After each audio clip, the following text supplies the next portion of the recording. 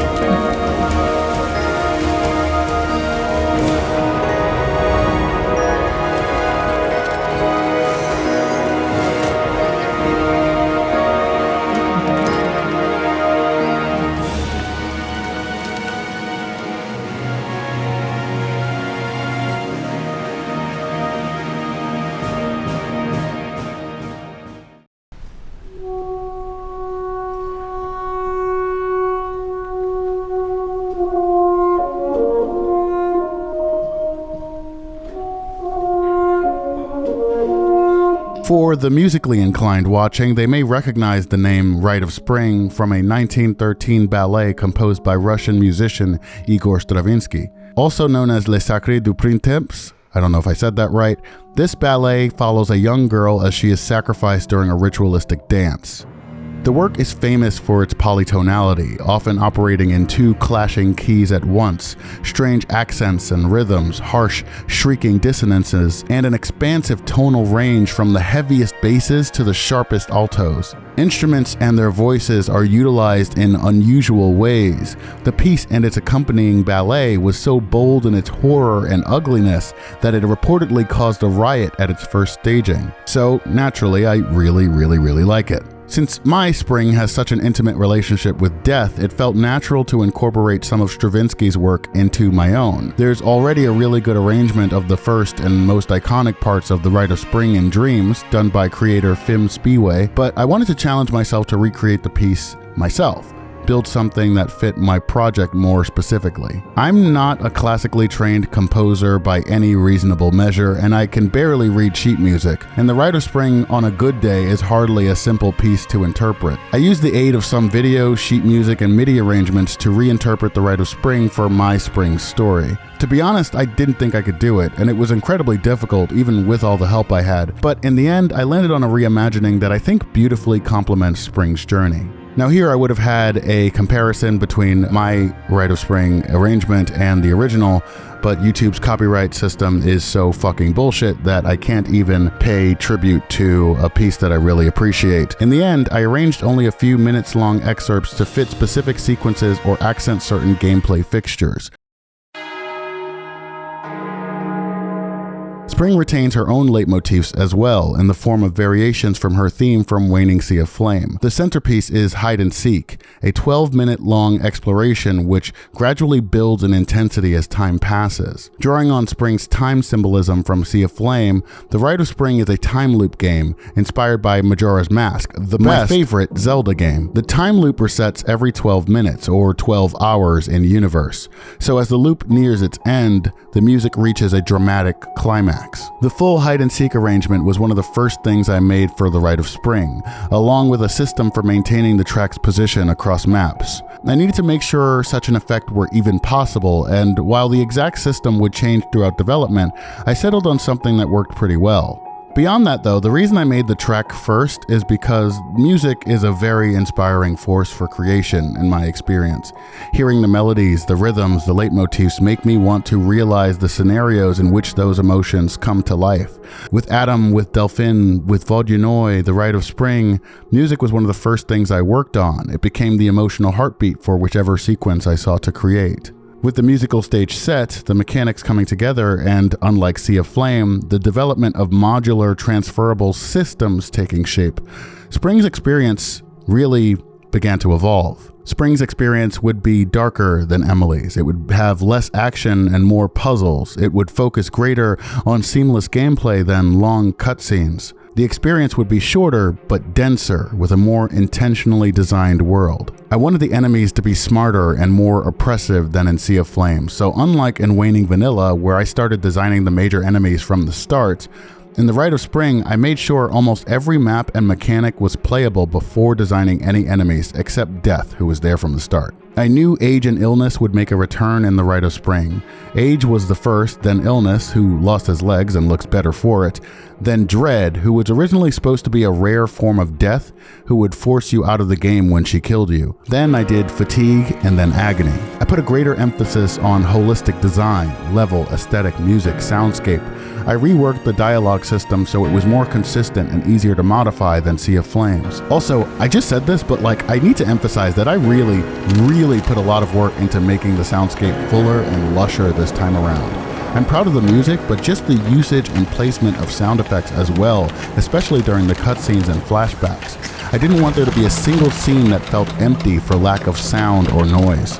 I look back at some of the Waning Sea of Flame cutscenes, some of which I'm really proud of, but I cringe a little at a lot of the hollower ones which lack sound effects and lack even background ambient noise.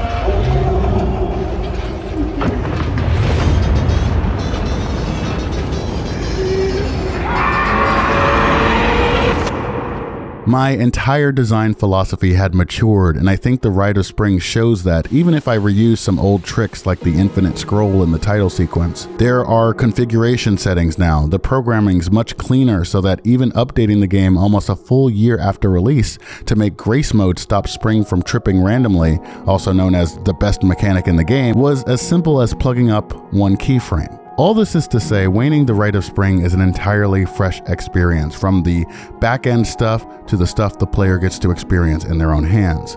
And it's a good sign, I think, of what else I might get up to in the future.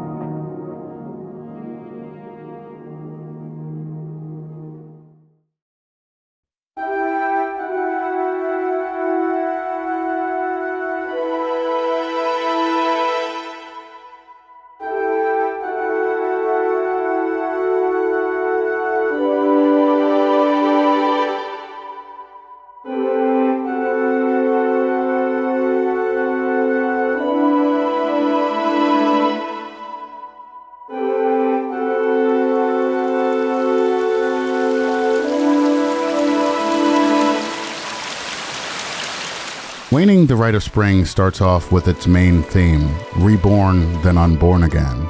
Despite utilizing some variations of Spring's leitmotifs, this piece stands out on its own. Different style, different tone. It evolves quite a bit throughout its run, but frustratingly, there's no place in the game where the entire theme plays uninterrupted from start to finish. Reborn, then Unborn Again plays with Spring's themes, but introduces a few motifs of its own, which will show up here and there throughout the game. The motifs are all made to work with one another, complementing Spring's existing leitmotifs to expand on the ideas and expressions.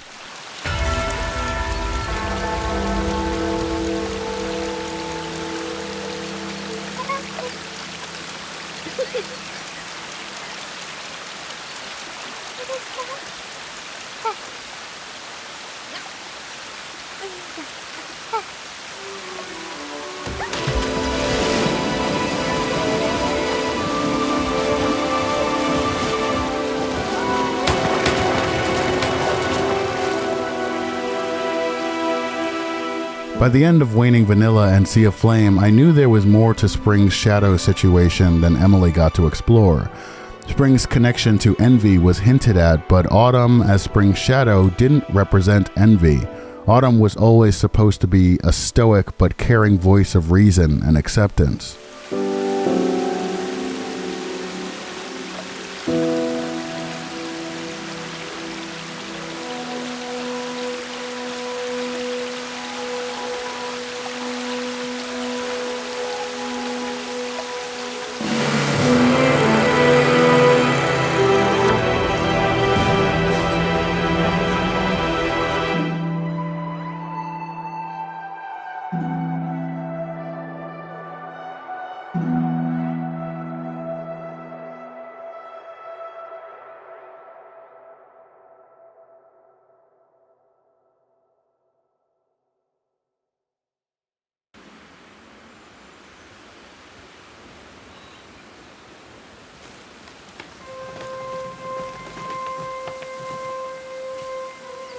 Baru pa?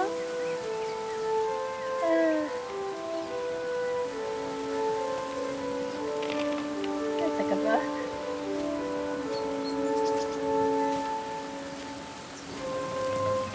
Istana pa na yun.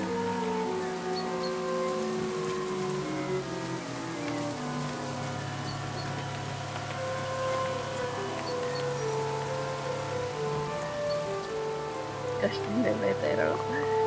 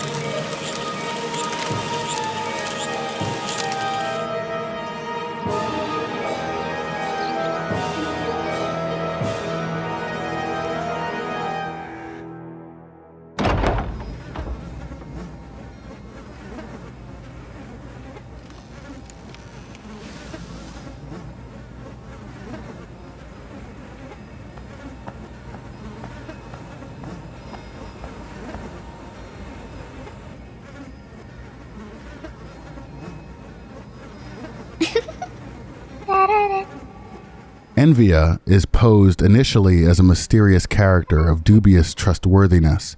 Her demeanor is at odds with Autumn's more tranquil, understated character.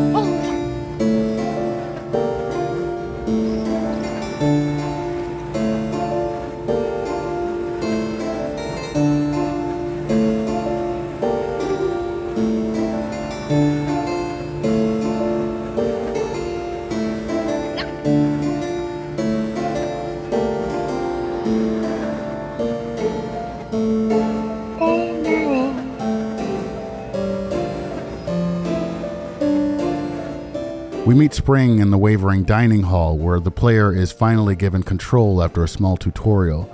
The actions are basic, except for a new inspect button, which is the core mechanic of this adventure-style puzzle game. I did initially want to make this game an isometric adventure game, where Spring would explore various rooms around the mansion and other places in order to find hidden items and clues and secrets. The major problem was pathfinding. I couldn't figure out a good, dynamic pathfinding system to have Spring be able to move from object to object without the player's input. I also just really like over-the-shoulder camera views. I know every horror game video essayist will say that over-the-shoulder cameras are overdone, and they're right, but I just think it's a really good balance between first-person intimacy and third-person being able to see your character fill out the space.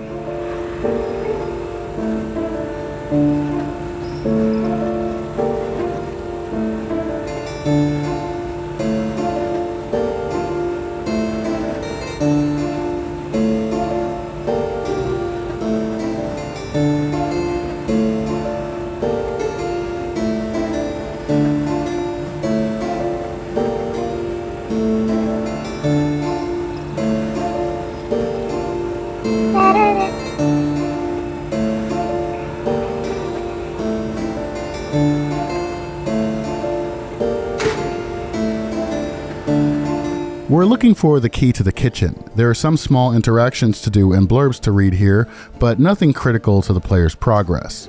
Trying to inspect the ballroom door triggers a growl from Gluttony, which scares Spring, and wasting Spring's acorn makes another one spawn from the fireplace.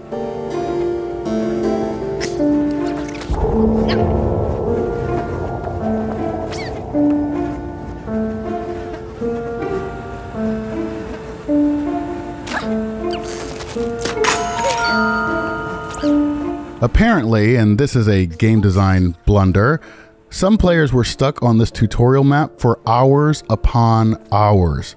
My sincerest apologies to you, gaming from Canada specifically. You have little... What the hell do you want?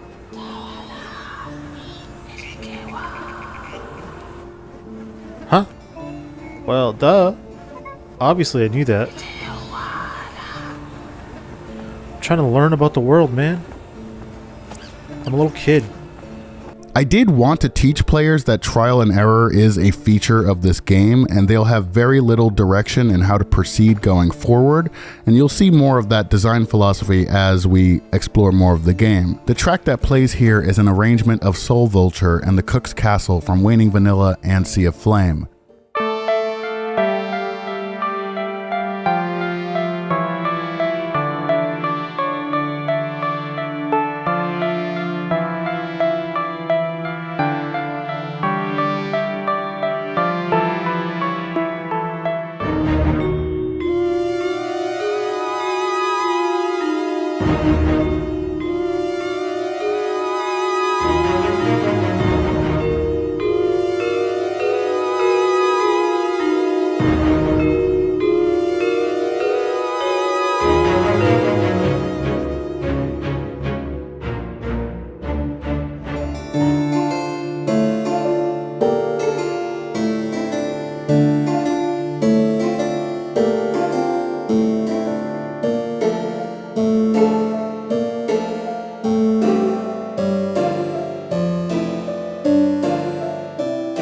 The Rite of Spring's version is capricious, setting a silly, almost childishly bright mood, which sets up a dramatic tonal shift later.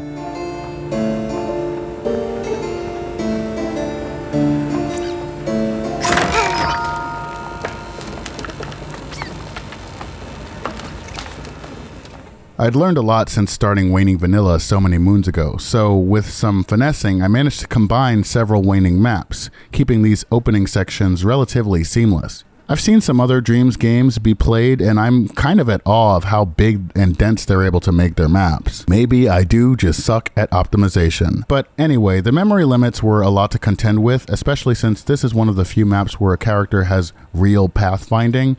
But it works and keeps the intro section from feeling too bloated, I think.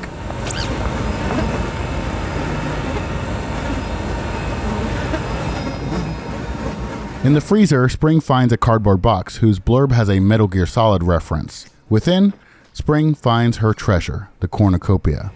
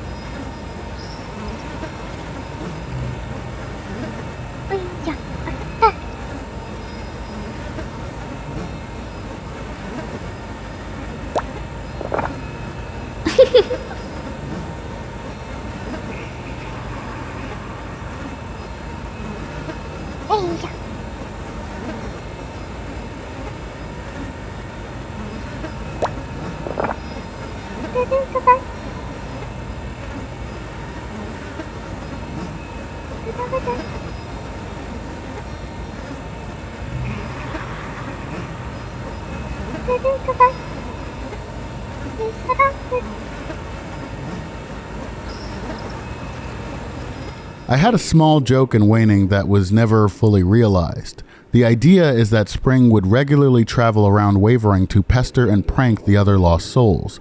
Lucius watches Spring on his monitors when she leaves the Evergreen, but believes she's never been in his lab. He thinks he's perfectly secure there, but it's revealed that Spring has been in Lucius's lab and has likely snuck in on more than one occasion. So Lucius's note here is another little comedic jab at that idea.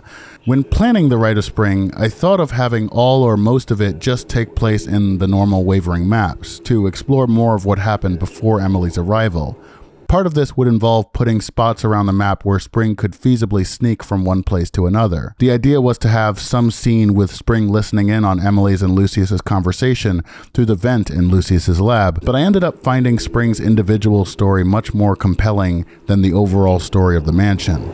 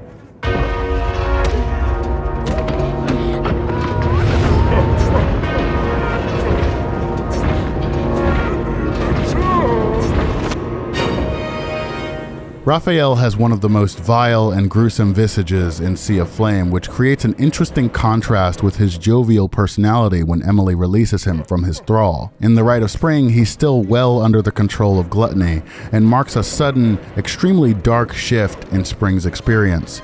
His death animation is especially violent and is supposed to signal to the player that yes, the content warning on the title screen was correct.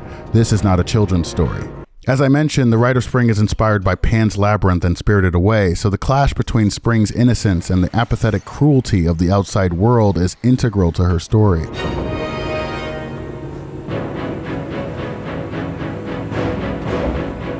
I was excited to arrange this part of Stravinsky's work, The Auguries of Spring. It's probably the most famous part of the Rite of Spring, and it felt fitting to mark this chase with Raphael. Raphael is one of only 2 enemies in the game who have pathfinding. For some reason, having the kitchen area open would screw him up, which is why the door closes before the fight. The system also needs a few seconds to calibrate when first initiated, so there's a pretty lengthy black screen whenever the map is reloaded after a death. This also is the first instance in which you can see how I managed to evade the dream's sensors. Basically, Dreams has a lot of different text features that you can use, things that I didn't know existed when I was making Sea of Flame. You can use hexadecimal codes and HTML codes and other kinds of symbols to really enrich the text that you use in the game. One of the things you can do is change the size of text using HTML. So basically, if say you wanted to have a character look like they're convincingly saying the word bitch, you could just put the letter B, put a space in, and put ITCH after, and just use HTML codes to make the space between the B and the rest of the word very, very, very small. It's a lot of work for a simple way to get around text censors, but I think it's a lot less cringy than having a bunch of stars or dashes cover the word like the expletives in Threads of Fate, if anyone knows that game. This sequence with Raphael is a bit of a puzzle, and again, it's supposed to teach the player that trial and error is a feature, not a bug. If Spring tries to go straight for the door, it'll be too heavy for her to pull open, and Raphael will grab her in a somewhat glitchy fashion. If Spring attempts to hide, Raphael will find and grab her.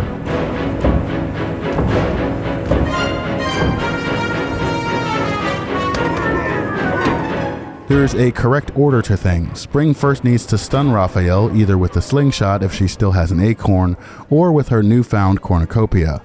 Then she needs to hide, having successfully distracted Raphael.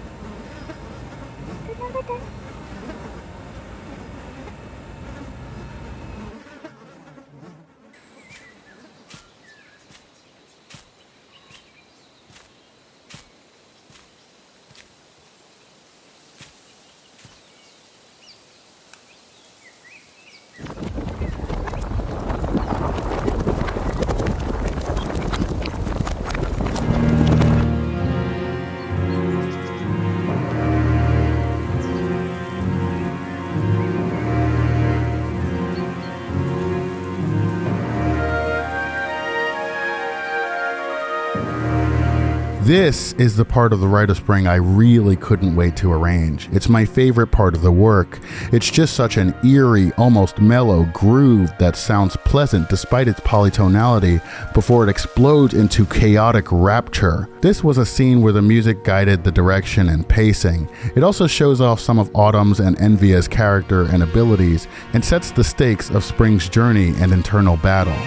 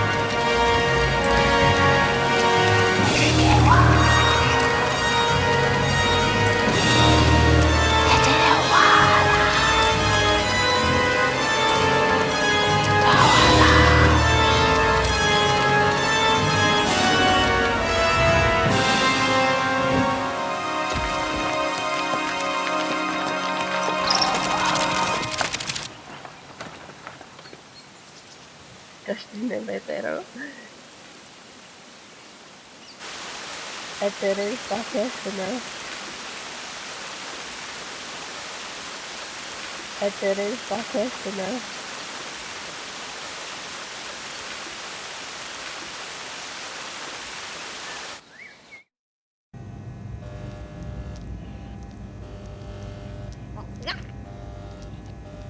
Spring is now in the connecting hallway, and for those who have played Sea of Flame, that might seem a bit weird.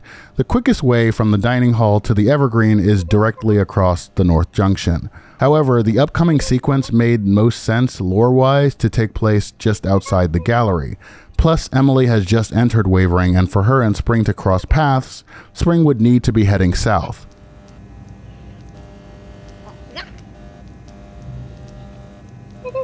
I needed to explain why Spring doesn't take the most direct path, which is why she mentions her best shortcuts being blocked by some huge shadow, likely either Pride or the Darkness. When thinking of the original idea for the Rite of Spring, which would have explored more of Wavering's backstory, I planned to have a sequence where Spring would have to flee from Pride and another where Spring would have to flee from Devotion just after he stole his Simon body. But since the Rite of Spring took a new shape, I didn't want to spend too much time in Wavering before getting into Spring's main gameplay loop, so I cut out the North Junction entirely and changed where Spring first encounters Emily. Pressing L2 here triggers Spring to talk to herself since Envia is currently engaged with Autumn.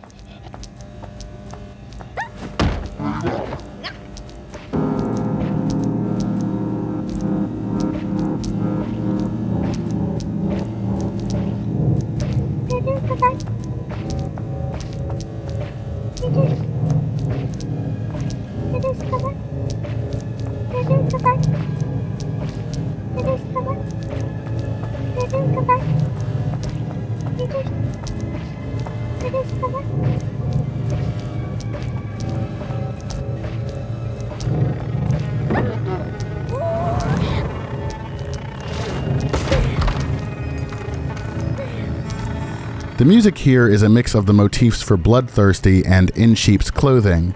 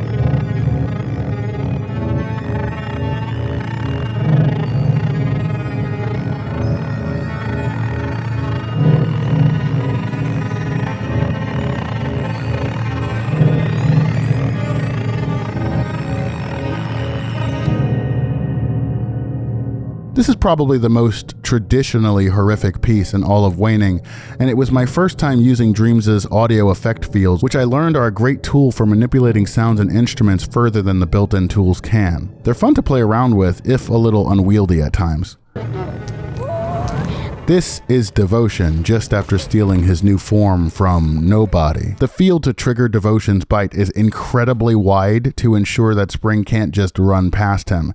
Even if she could, it wouldn't break the sequence considering she can't leave or even inspect anything. I wanted to keep these maps as identical to their Sea of Flame counterparts as possible, but I ran into a problem.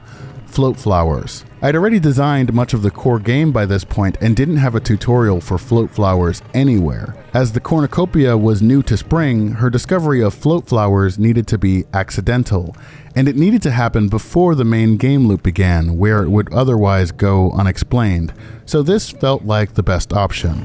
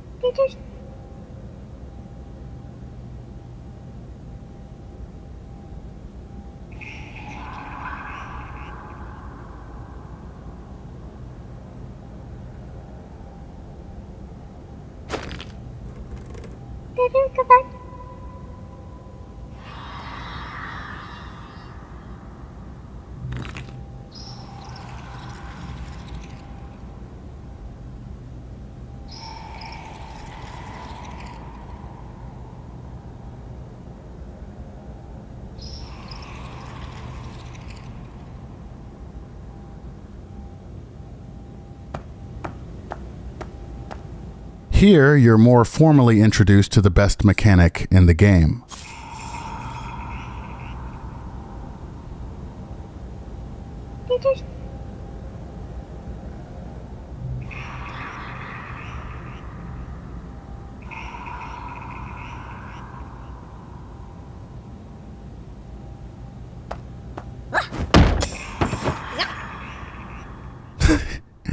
The actual math works out like this. While Spring is sprinting, there's a 1 in 100 chance each time her right foot lands that she will trip. If she does trip, there's a cooldown of, I think, 2 or 3 minutes where it's not possible for her to trip again. That cooldown is not tracked between maps, however, so if she leaves whatever map she's on, it is possible for her to trip again right away. This was all vibes-based gut feeling, and it just so happened to be balanced so fucking well that Spring will trip both when you least expect it and when you are in the middle of something very important. I can do it here. That's fine. Okay, next split.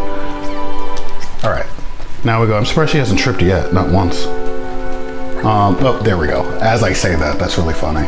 I like watching speedruns, but they get boring to me when it's less decision making and more rote memorization and execution.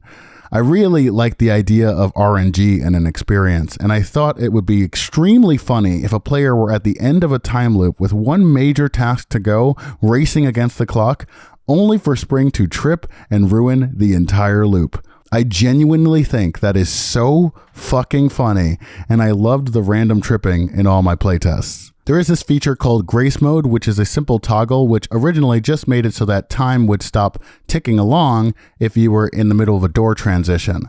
But I did, in the last update of the game, make it so that Grace Mode now prevents Spring from tripping. This is the worst way to play the game, in my correct opinion. Tripping explanation dialogue is a little, albeit really small nod to Final Fantasy IX when the shopkeeper calls Vivi a little klutz as Vivi trips in the alleyway.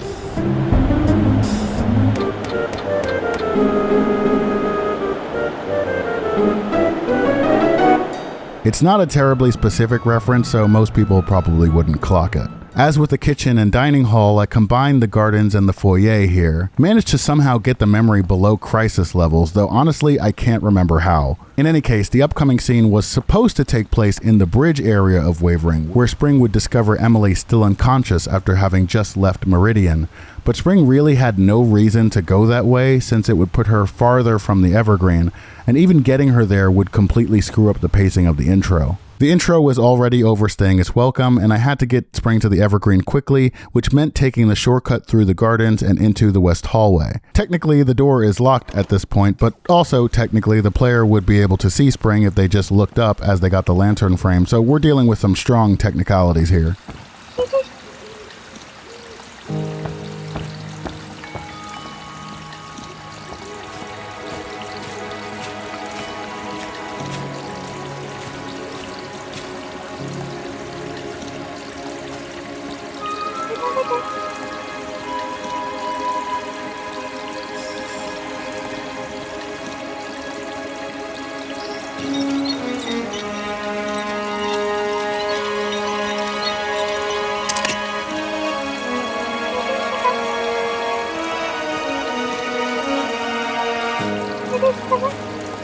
The light and the dark and mirror image leitmotifs are reprised with a complimentary phrase from Spring's theme to fill out the track. Then Spring arrives back in the Evergreen.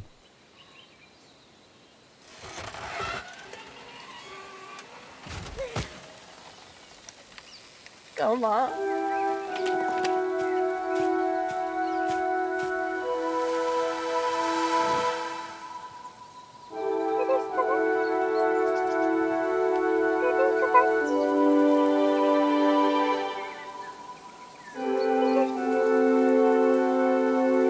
What the fuck's going on?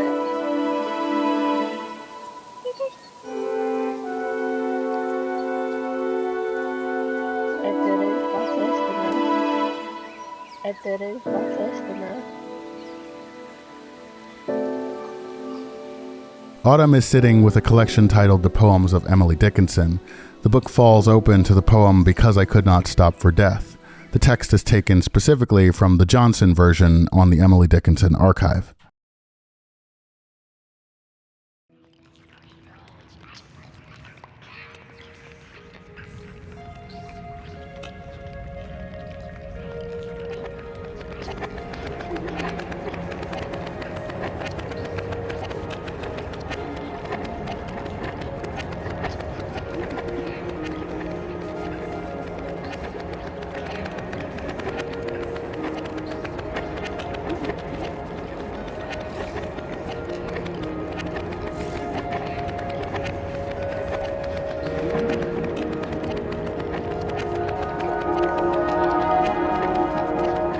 The music for this sequence is called Time Sickness. A Dream's unique sample called Fire Whispers fills the ambient space as an echoing phrase fades into prominence.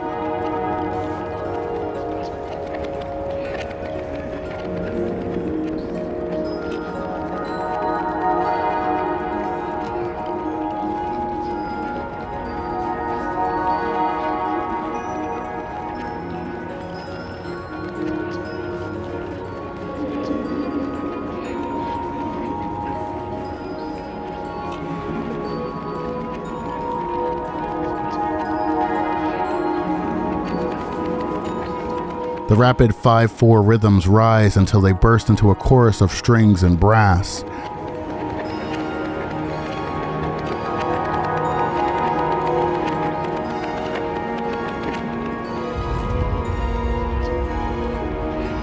This breaks into a bridge of yearning winds and strings in 7/4 until they resolve back into a steady, familiar 5/4 pulse.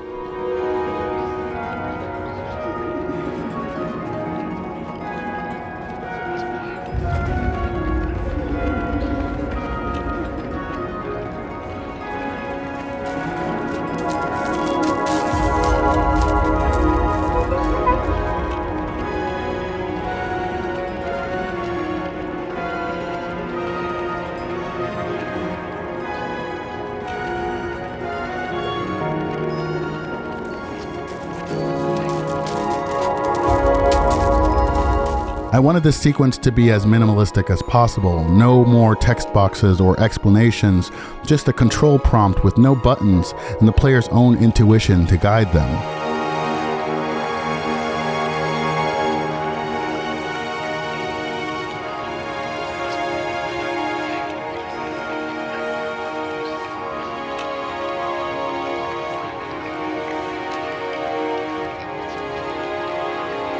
A core aspect of the Rite of Spring is a scavenger hunt, a literal word search, where Spring finds familiar words and has to set them in their proper place to open the path forward. This sequence is a precursor to that mechanic, setting the tone and bookending the core game loop.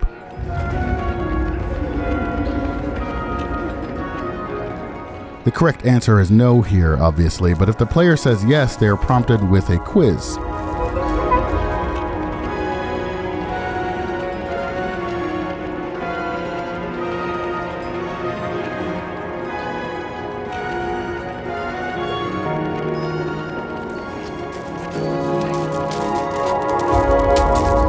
I accounted for every possible permutation, even throwing in some Easter eggs for ones that are physically impossible, like Spring somehow smothering herself.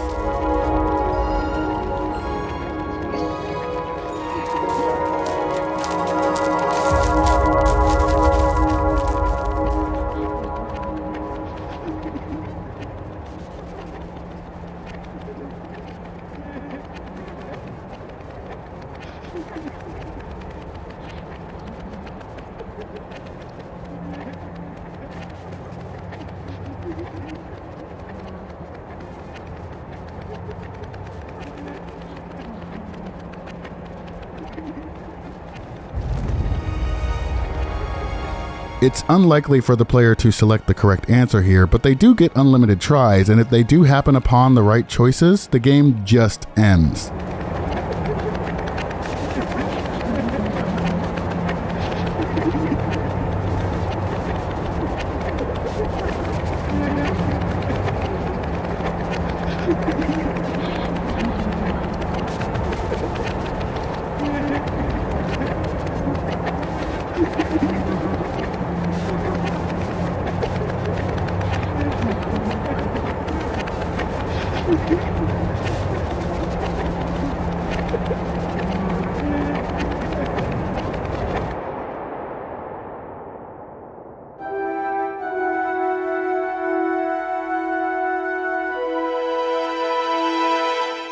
If the player says no, Spring awakens in the Evergreen, where Autumn teaches the player the mechanics of a near-death experience. The game's progression is directly related to Spring's max health upgrades, and at the beginning of the game, Spring only has 1 point of health. I absolutely hate when games have a bunch of enemies killing player characters in one hit. I think it's a major sign of unfairness and imbalance, especially in games like Security Breach. It's why Adam's piercing ability has 2 different, very easy ways to counter it.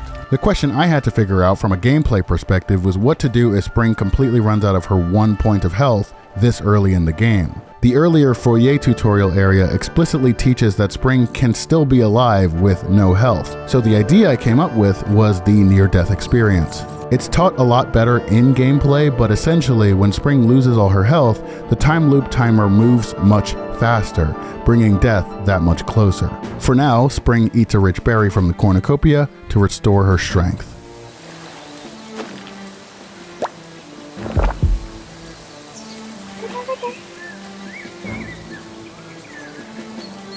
Está na varanda. Está no letero. Farofa.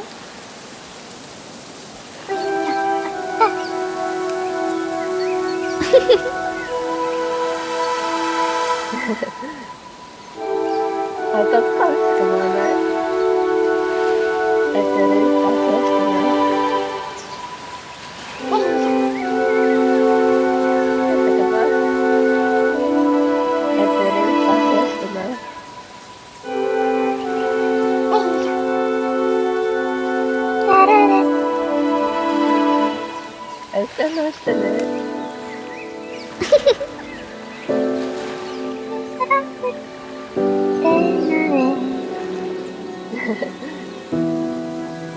Ada pasal sana. Atau kau kemana?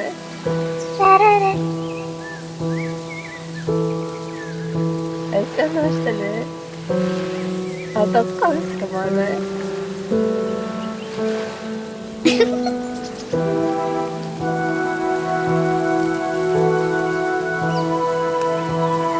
Spring also now sports her tourniquet, woven from fibers of Yggdrasil, or Iggy, as Spring calls her. The tourniquet has shown up several times at this point already, and aesthetically functions similarly to Emily's scarf in Waning Vanilla, as a representation of Spring's vitality. The tourniquet is less transitive though, only changing color when Spring is gaining or losing health, as well as contributing to a neat effect during certain cutscenes. Also similar to Waning Vanilla is that Spring begins every loop and experience by waking up, this time on a bench as opposed to a bed.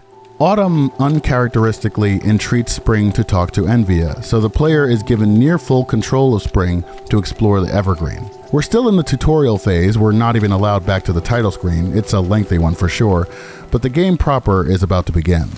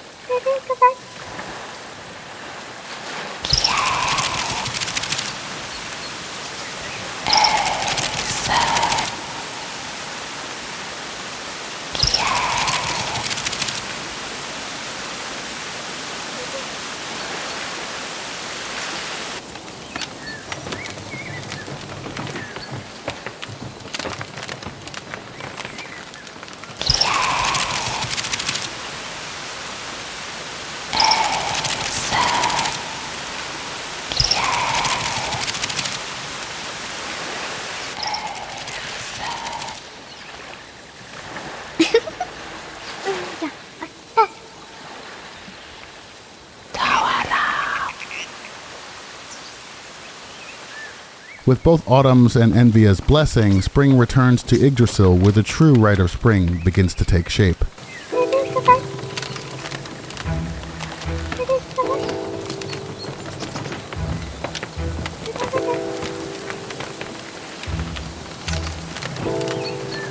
Before we continue, this sequence is one of my favorite cutscenes in the game. The framing of Yggdrasil surrounded by autumnal colors towering over tiny Spring.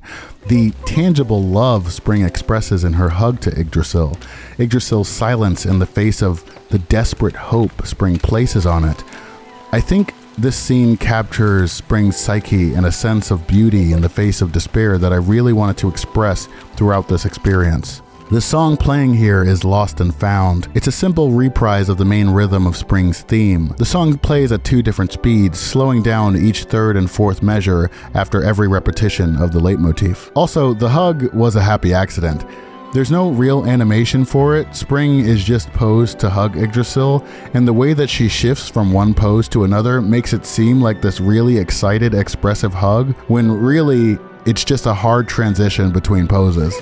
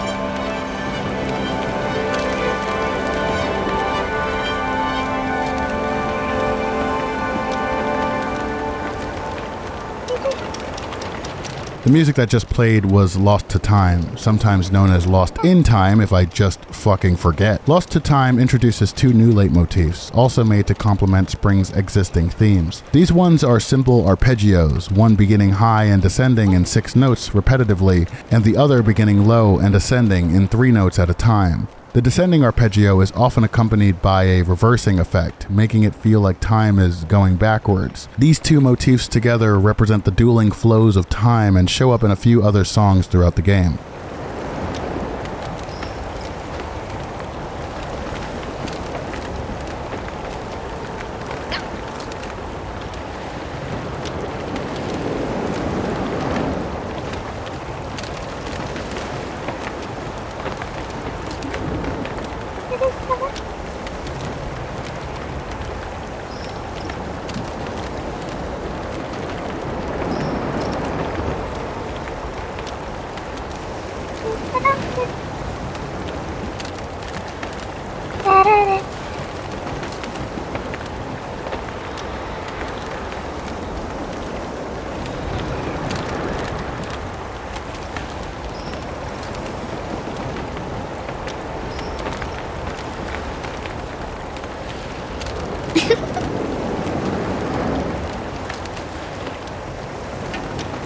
The player is allowed to explore the time zone, but only for a few seconds or until they try to interact with the time anchor stone behind Yggdrasil.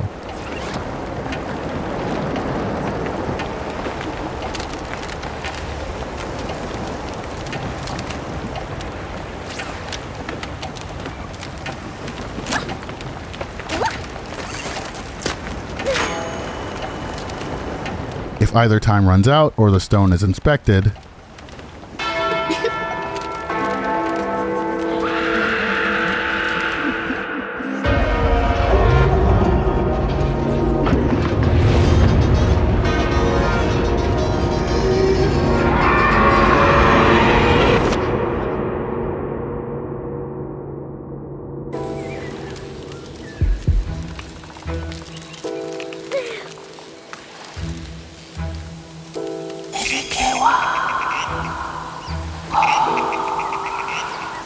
어떡하면 그만해.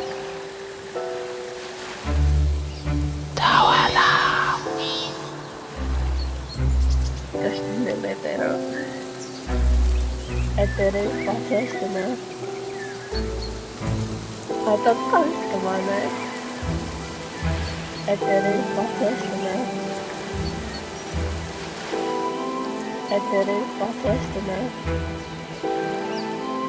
잠깐만. 그럴까?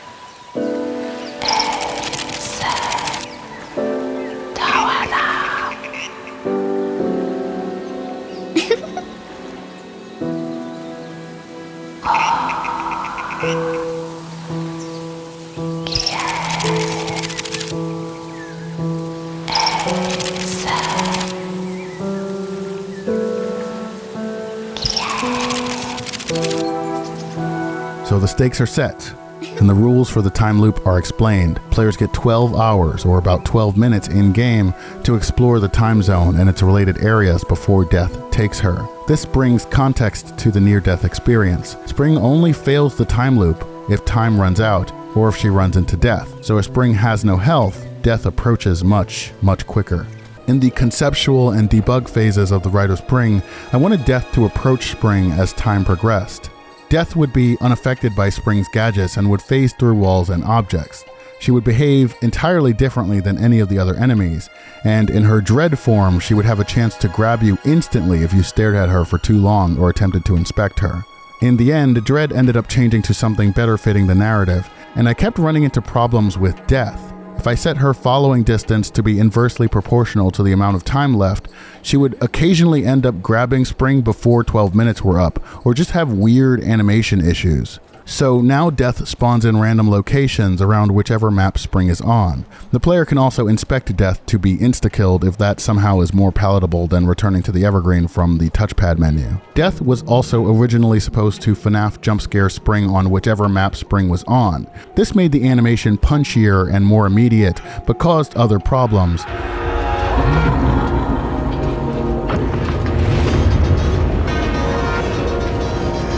In the end, it felt more polished to have the death animation play on a separate map, which kept everything more organized and made it easier to reset variables if necessary.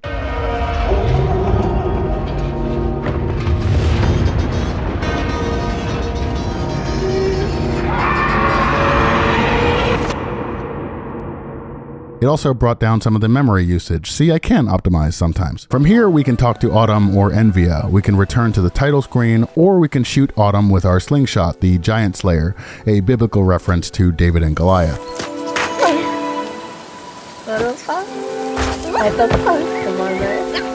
We also get a Death Stranding reference if we talk to Autumn about the Here tree, one of several strange objects found in the puzzle areas.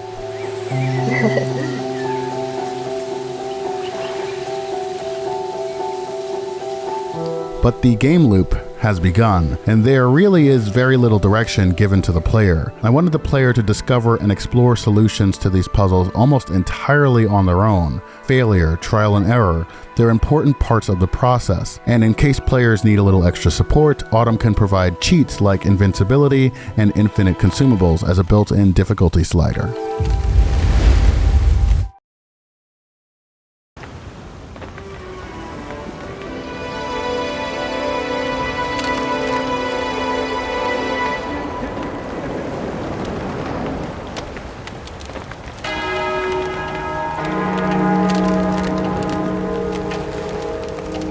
Each time loop begins from Yggdrasil. The music is hide and seek. The entire 12-minute suite, including its sped-up version, is built as one track, but is split up to 3. Ready or Not, Minutes to Midnight, and Near-Death Experience in the music gallery. That was so that players can listen to whichever portion they like. The first 3 minutes is incredibly ambient, almost no music or even sound to speak of. In fact, the first minute is cut out of the music gallery version because it's entirely silent. Heavy cathedral bells mark the beginning of each new hour.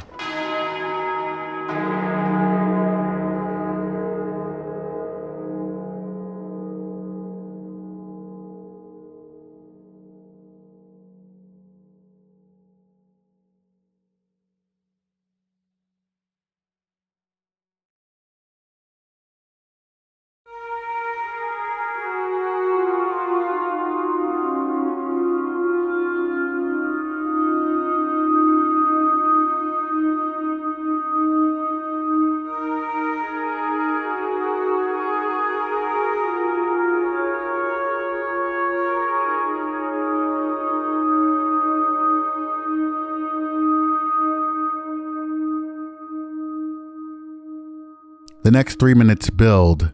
Spring's leitmotifs begin to fill the open space, with some dramatic hits throughout.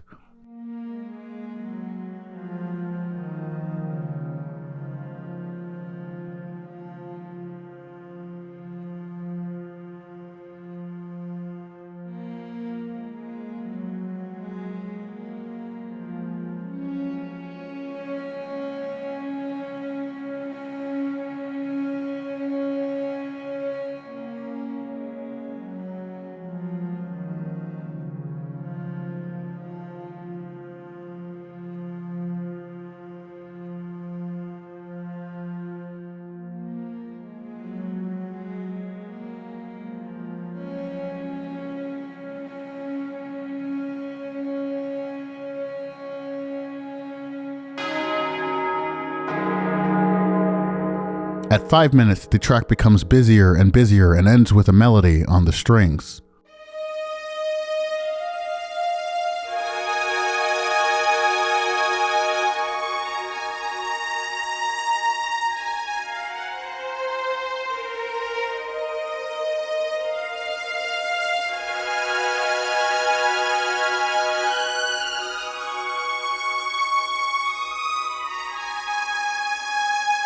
The 6th minute marks the beginning of Minutes to Midnight.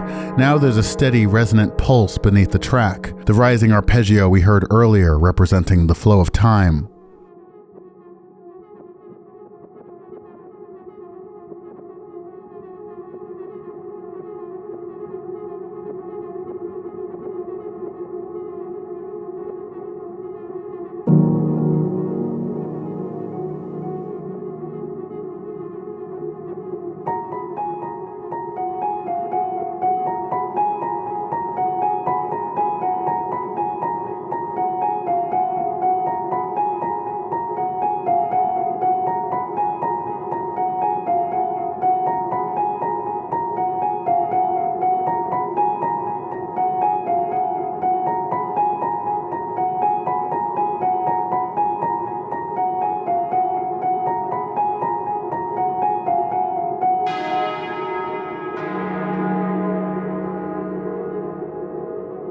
Spring's motifs and chordal hits sound with greater frequency, growing tension and desperation. A deep cello accents the quickened pace. At 9 minutes, the melodic strings return, this time with cinematic fervor. Spring has reached the end game. Whatever she still needs to do, she should do it fast.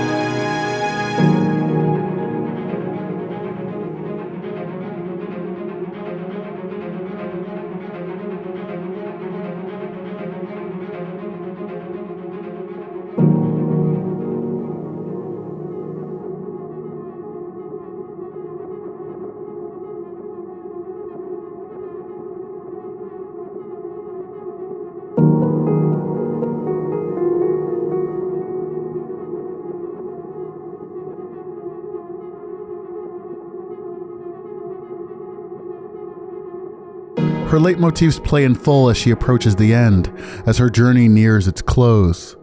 At least for me, Spring's crippling fear of death becomes tangible at this point.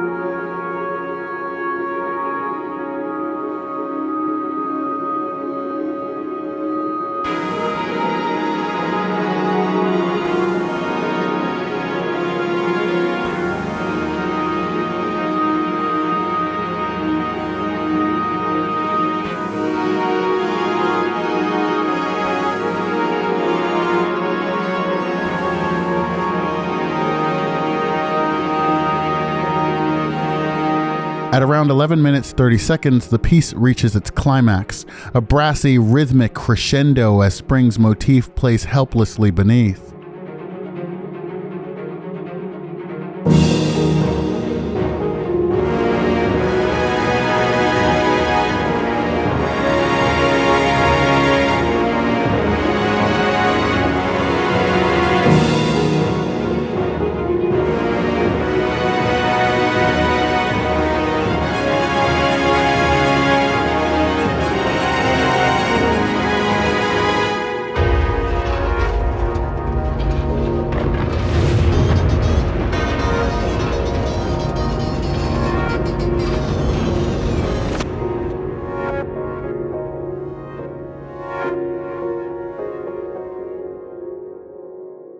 As Death Takes Spring, a melody from the Rite of Spring plays. This melody plays at the end of the movement Auguries of Spring. It's a variation of the leitmotif that plays during the movement Round Dances of Spring. During the death sequence in-game, the phrase doesn't play in full as the sound effects and animation are much shorter, but you can hear the whole thing play out in the music gallery. This phrase also plays during exploration whenever Spring activates a dragon flute or when she opens a time gate. In the time zone, there isn't much Spring can do this early on, so the goal is just to interact with the time anchor to create a bridge to the ring stump and open the first time gate.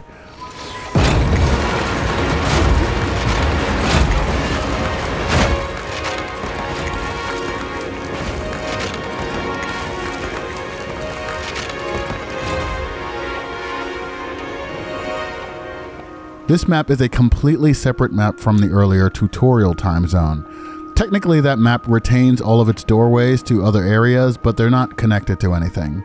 This version of the time zone is the complete area. With the gold time gate open, Spring enters to find an environment all too familiar to her.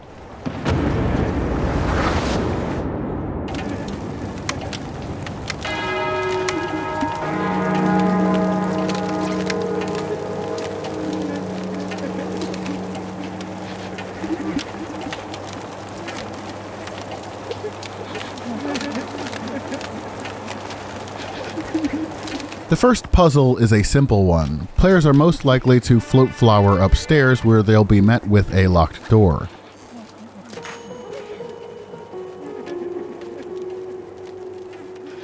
The blurb explains what to do. Head to the mailbox to obtain the spare key.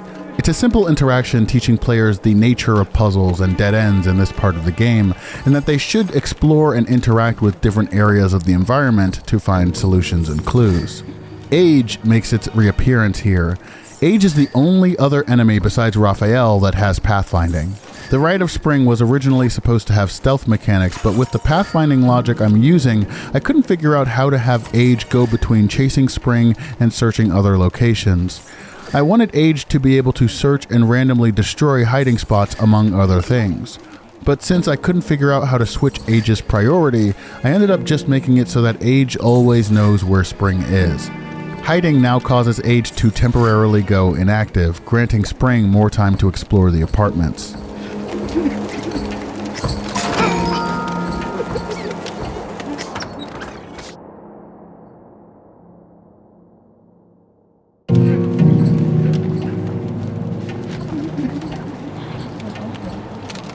Each of the enemies, aside from Fatigue and Agony, have attacks requiring Spring to hide.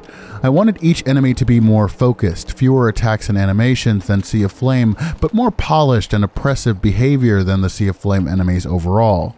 In this vein, especially because it never loses Spring, Age is probably the most difficult enemy in the game as it speeds up as the time loop reaches its end. However, mercifully, each of the first 3 enemies has a dormant period. Age's is the longest, staying completely inactive until 3 minutes have passed.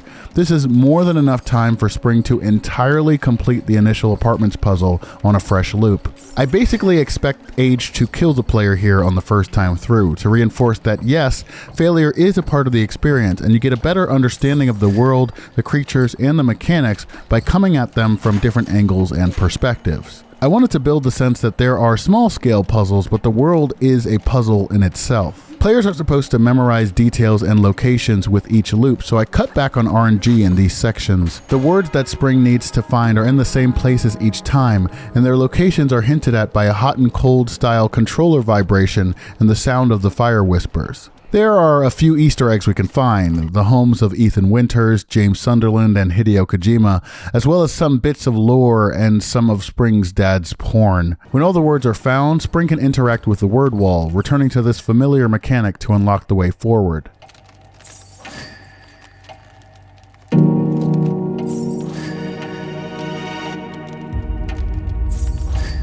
When time gates and word walls are opened, they stay open for the remainder of the playthrough, so players don't have to keep solving these more complex puzzles over and over. Simpler interactions, though, like grabbing the spare key to unlock the front door, reset with each time loop, rewarding players' memorization of the environment.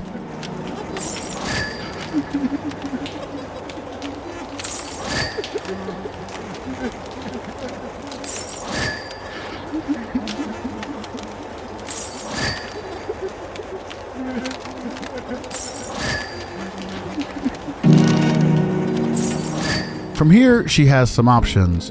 One results in an instant death, so we'll talk about that later. The other results in, death as well, but it's more beneficial, I promise.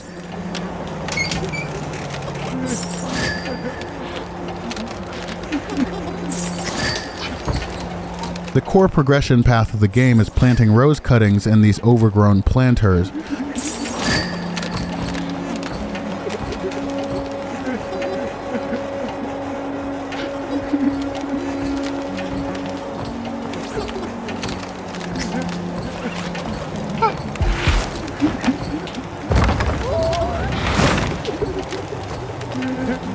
After a little over a minute of real time, a planted rose cutting blooms into a heartstalk bloom. Spring absorbs the heart, killing the plant but bolstering her own vitality.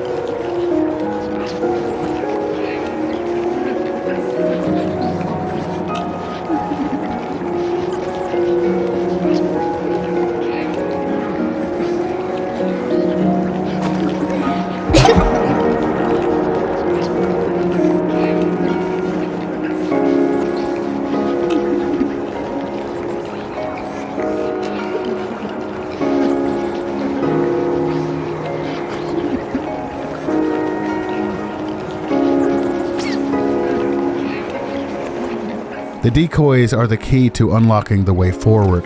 For each new heart Spring attains, she can create one more decoy.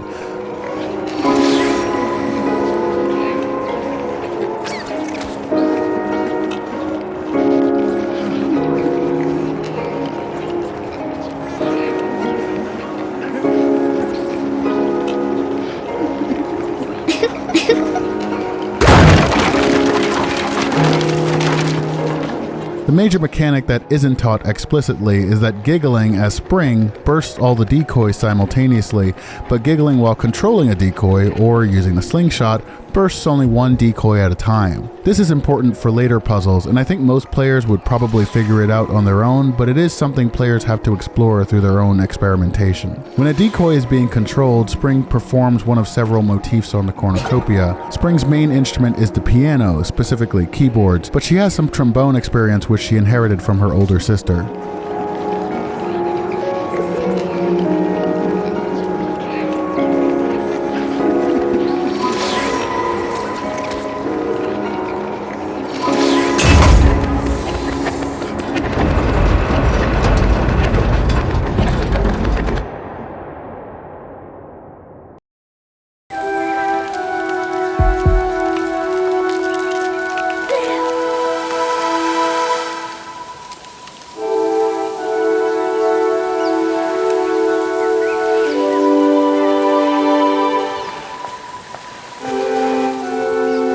With one decoy available, a branching path is now open to the player. However, it's deceptive and a little mean.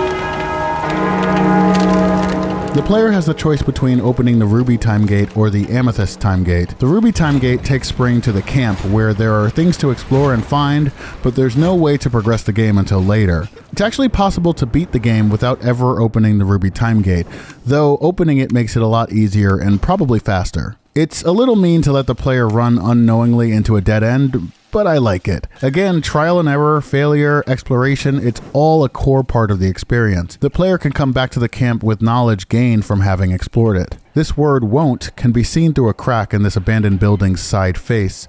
It's supposed to signal to the player that, hey, something's up. Maybe we can't get past here just yet. So there's a word in there. I can't collect it. But that's why I have to go to use the word to unlock the thing. Is this breakable? I don't know if I said that right. That sentence. I hope you get what I mean. Alright, let's try this out. Nope.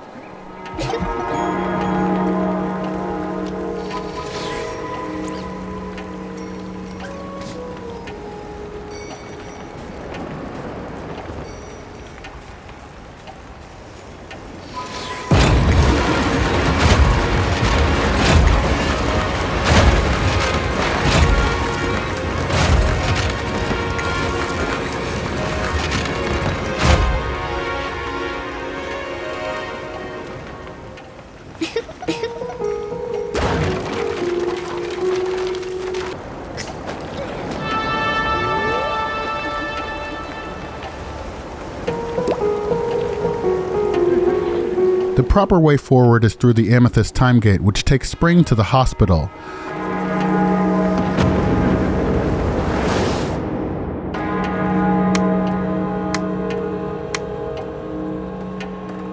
The hospital is home to Illness, also making its return from Waning Sea of Flame, except this time, it's got no legs. I like it better this way, it feels less awkward than the original version. Illness is dormant for 2 minutes at the start of every loop, though there's a random chance it'll strike anyway. Then as time goes on, Illness strikes with increased frequency.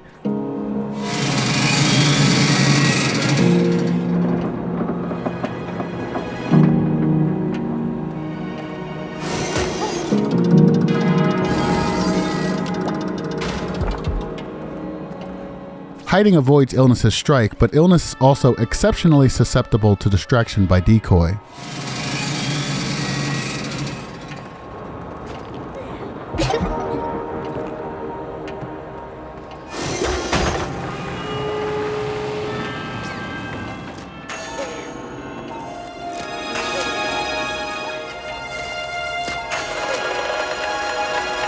Solving the target puzzle allows Spring to get the blank ID card. Key items float alongside Spring in colored bubbles, and she can hold up to 3 at a time. I was initially thinking of having an inventory management system, but the whole idea felt too clunky and unnecessary for this kind of minimalistic experience. The cornucopia is the reason bubbles carry Spring's key items. It's why Spring physically holds the kitchen key during the tutorial. Autumn explains this as Spring talks to her about the cornucopia. The way this works mechanically is that there are 3 little cubes that follow relatively close to Spring's left shoulder.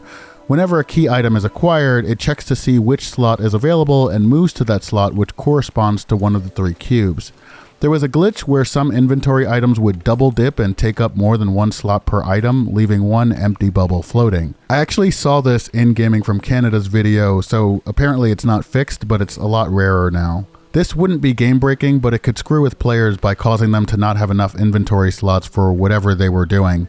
Weirdly, the way I fixed this, or made it rarer as I said, was just to increase the delay during the item slot selection from 0.1 second to 0.2 seconds. Yeah, I love game dev. It's also possible to hover the imp over items Spring has picked up to check their descriptions, but for items that are in a container when picked up, they can't be inspected on the same map that they were obtained because of a failsafe I implemented to prevent double dipping when picking up a key item from a container. Trying to bring a key item into the time zone will crash the game. I'm just kidding. Trying to bring a key item into the time zone triggers a conversation between Spring and Envia. This becomes very important later.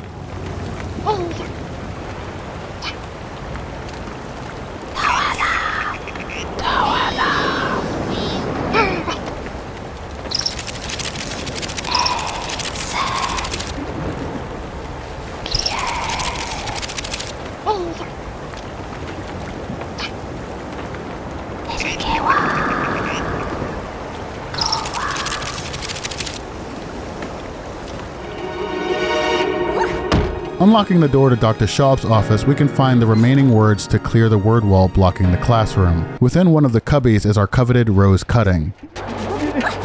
Illness will always try to strike immediately after planting the cutting, but he's not too difficult to deal with.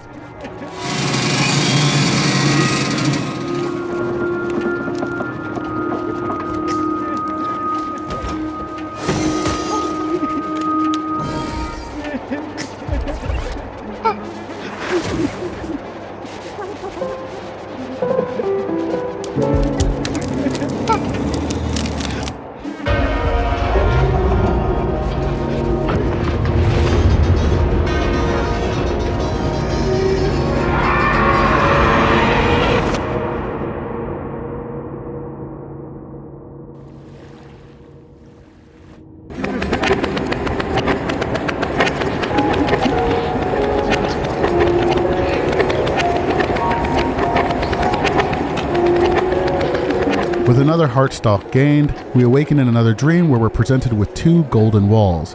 As usual, there's no explanation given. The player needs to figure out on their own how to progress.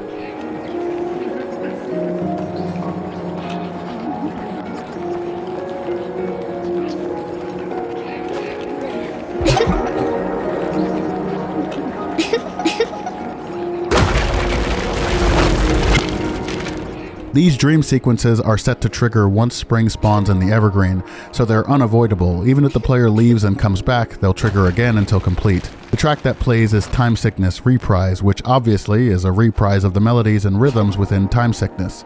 This version is softer and less dramatic, but retains the fire whisper motif.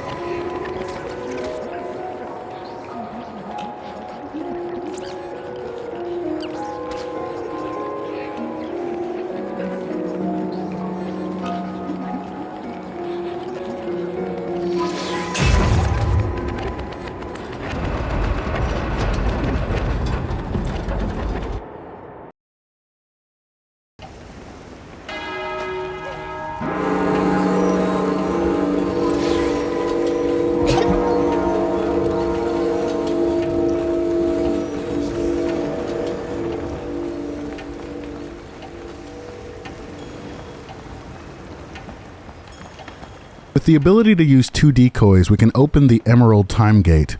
It's never necessary in any of the memory areas to use more than 1 decoy. I wanted to have many more puzzles and obstacles, including timed events in these locations, but the enemies, existing obstacles, float flowers, spring, death, all take so much memory on their own that I had to severely limit the ideas I had for filling out these locations. Even prop-wise, I wanted to make each location feel more lived in, but quickly hit the limits of what I was able to accomplish. The time zone puzzle for the Emerald Gate is the hardest, and it's possible to get soft-locked during it. In fact, it's possible to get soft-locked in several locations throughout. But that's the reason for the Return to Yggdrasil option in the touchpad menu. Not only is it a quick way to quit a loop without waiting it out, I also wanted getting stuck to be part of the trial and error process. None of the puzzles are super obtuse, requiring the player to read my mind or anything.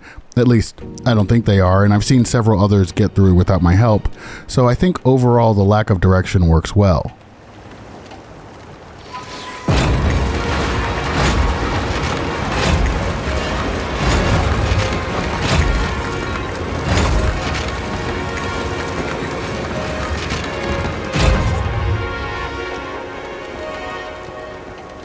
With the Emerald Gate open, we enter the old house.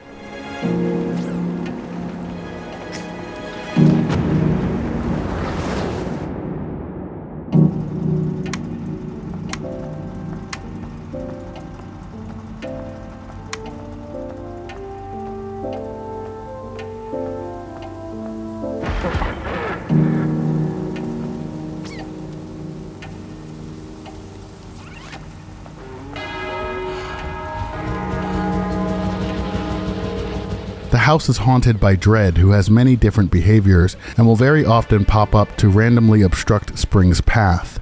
These behaviors are based on memories, and there are pleasant ones and traumatic ones. If Spring looks at a pleasant behavior, she'll regain all her hearts. If she looks at a traumatic behavior, all her hearts will be depleted. If Dread laughs, Spring has to hide, or the time loop will progress rapidly for several seconds.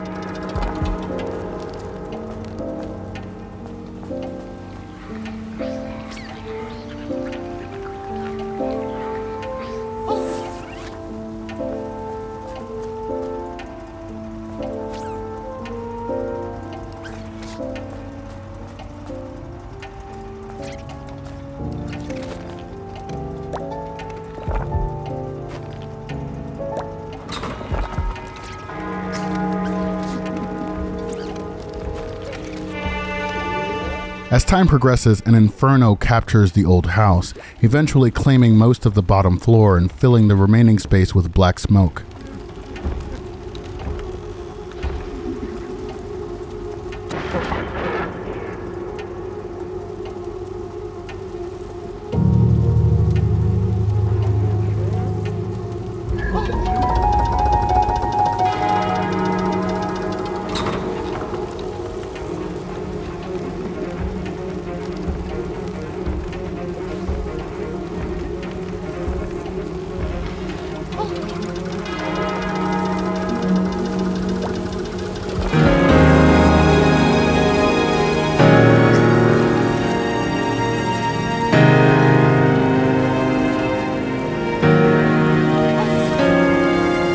There is no rose cutting in the old house, but there is a heartstalk bed.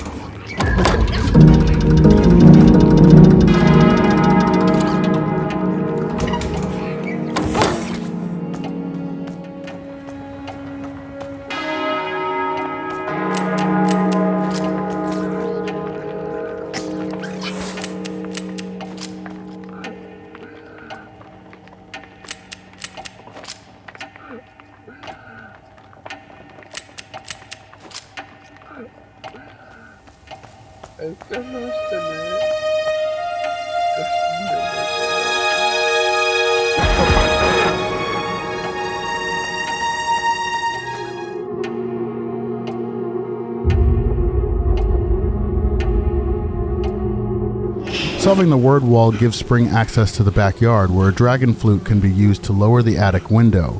This is hard to spot, but I'm expecting players to go back and explore, eventually noticing that something has changed.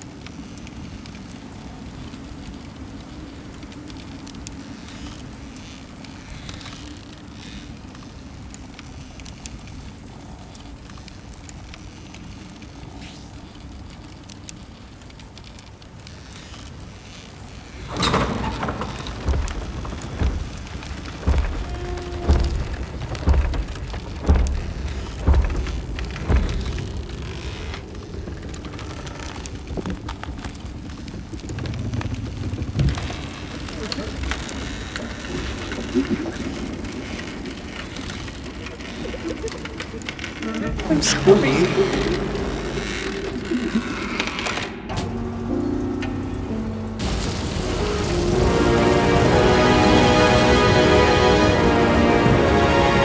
Float flowering up to the attic allows Spring to dread. If you could just wow, this is awkward. Let me just yeah, there we go. Float flowering up to the attic allows Spring to grab the chalk flower. This is my favorite moment of the game. Inspired by Chalk Zone and Pan's Labyrinth, the chalk flower simply allows Spring to jump from one area to another without visiting the time zone, but the implications are much greater.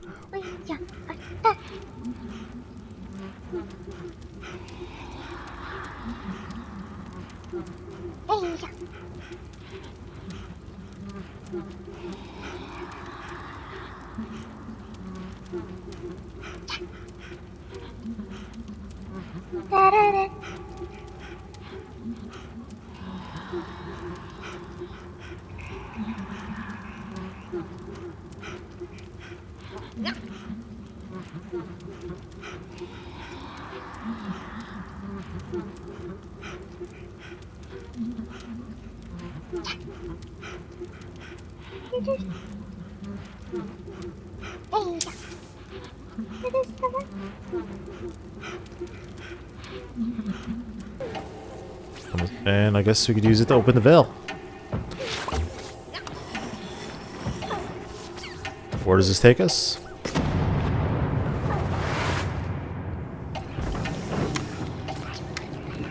Poor National Park. Oh, we're in here. Oh, this is cool. This ability allows Spring to carry anachronisms from one time period to another. The player is no longer solving individual puzzles, the world itself has become a puzzle to solve. I would have loved to take this idea much further, but the strict memory limits and the fact that every key item needed to be loaded into every explorable map meant that I was only able to have so many anachronisms in the game. So I settled on 3 anachronisms and 3 related blue flames, which are the key to one of the final and most significant puzzles.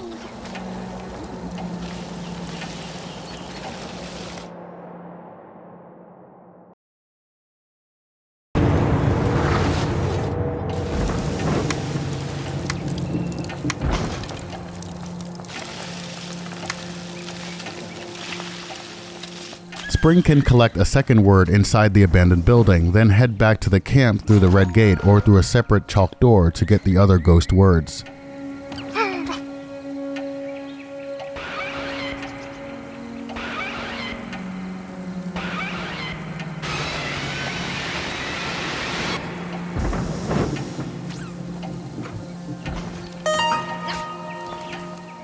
Solving the word wall grants Spring quick access to the abandoned building from either side, though the Here Tree Bridge between both entrances will reset with each time loop. The 3 anachronisms are Spring's dad's cell phone, a toy crank, and a car key. This portion of the game can be handled in any order. Noel's cell phone sits atop the table near the campfire, but its battery is dead. This is the least consequential anachronism, as you don't need the phone itself, only the information it provides. Spring takes the cell phone through the chalk doors back to Noel's apartment, where plugging the phone into Noel's laptop charges the phone. Very, very slowly. It's just like real life.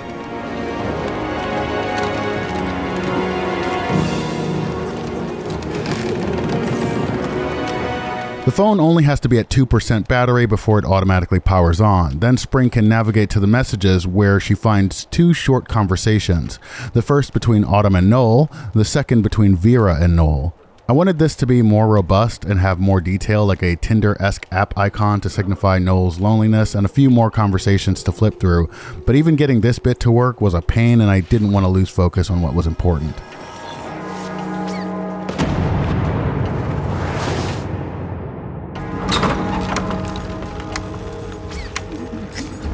The puzzle solution is the code to Noel's gun safe, which is back in the parents' room at the old house. The gun safe logic is literally exactly the same as it was in Sea of Flame, with the exception of a new code and some aesthetic bits and baubles.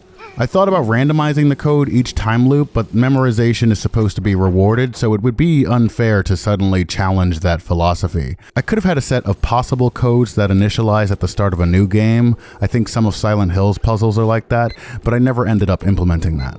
A fun detail I like here is that Dread's different behaviors change the location of props around the house. So if Dread is sitting on the bed, the revolver disappears from the safe while Dread fiddles with it.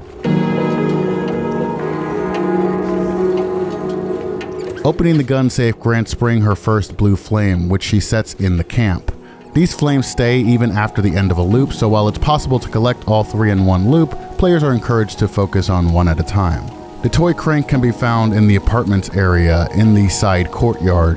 What's cool about being in this area, at least what I think is cool, is that age can destroy the exposed wall itself if Spring enters the apartments map from the courtyard.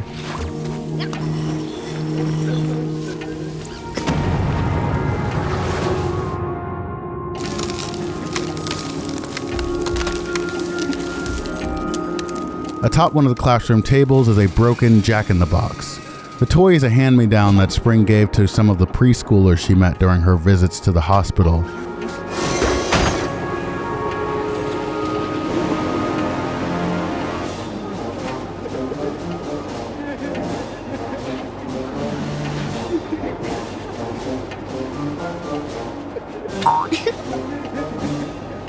Not gonna lie, this is a holdover from Mira's story. None of the logic existed back then, but I had the idea to have a Parappa the Rapper style musical minigame when Mira sees Emily's cornucopia.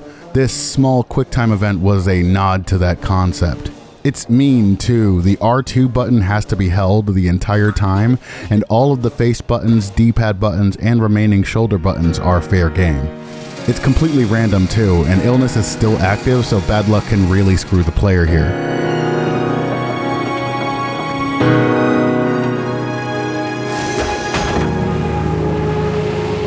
With the jack-in-the-box open, the second blue flame is acquired and Spring must deliver it back to the abandoned building. Finally, Spring needs to get the car key from the old house and use it to open Noel's pickup truck at the camp. This one seems simple enough, but it is very easy to run into dead ends if the player forgets to reopen certain pathways along the way. Inside the pickup truck is the final blue flame, which can be quickly delivered to the abandoned building if the camp word wall has been solved.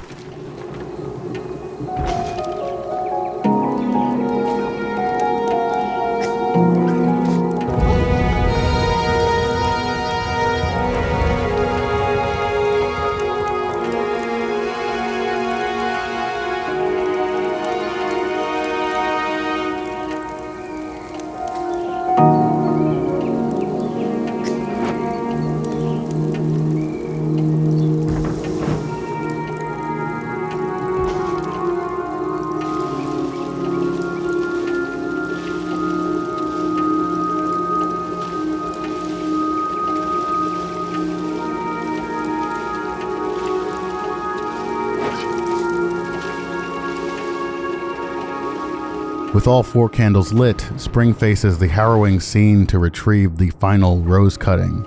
The rose cutting can be quickly brought back to the old house through the chalk door if the attic ladder has been lowered.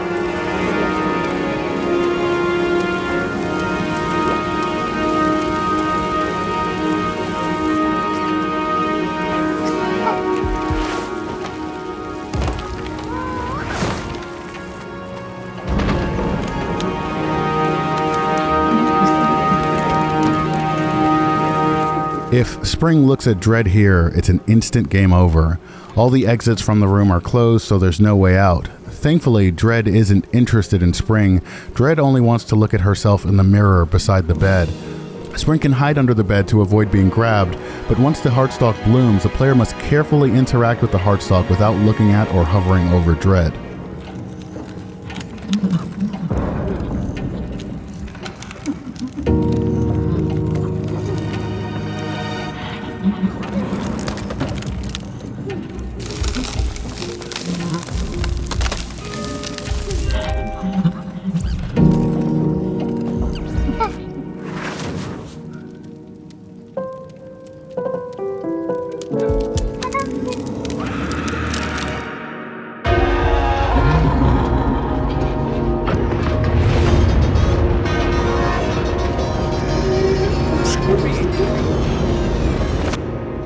After being grabbed by Dread again, Spring returns to the Black Gate.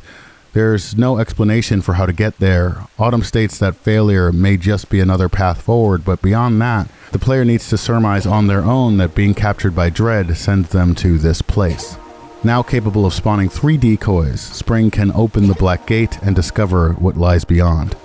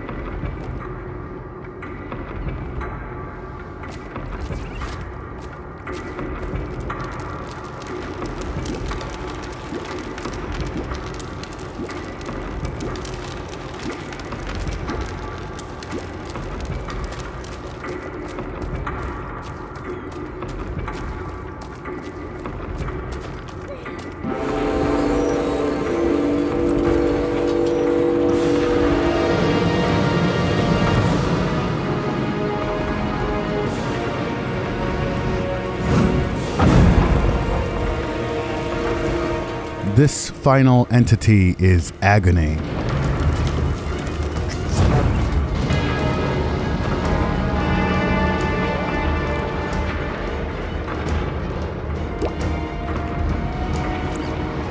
This area I consider to be the final boss of the game. It's a gauntlet of small puzzles which Spring must solve around the area.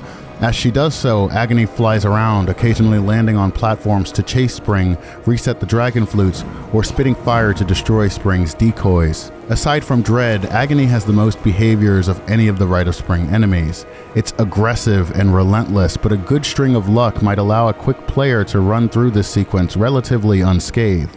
Spring must return to the small tree near the gate to replenish her berries, and she must find acorns which fall from the sky and land on random platforms at regular intervals. If Spring loses all her health here, she has 10 seconds to heal before death takes her, and if she happens to be standing on a bridge or a set of stairs as Agony resets their corresponding dragon flute, death will break her fall. Also learned in making this video that it's possible to exploit Agony's AI to get it to fall out of bounds, so there's that.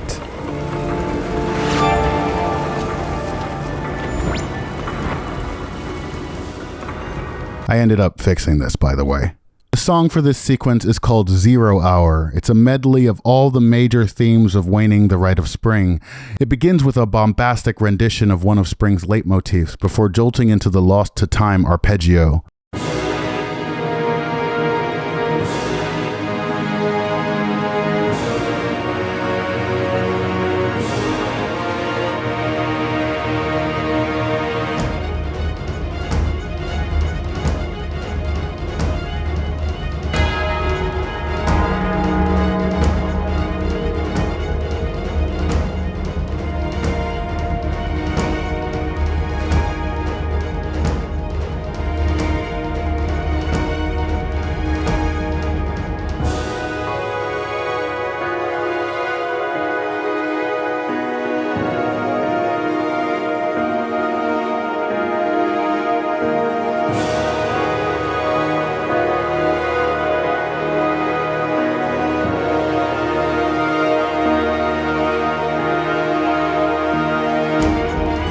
There's a sense of scale to the track, an oppressive grandeur as Agony rains stellar fire from above.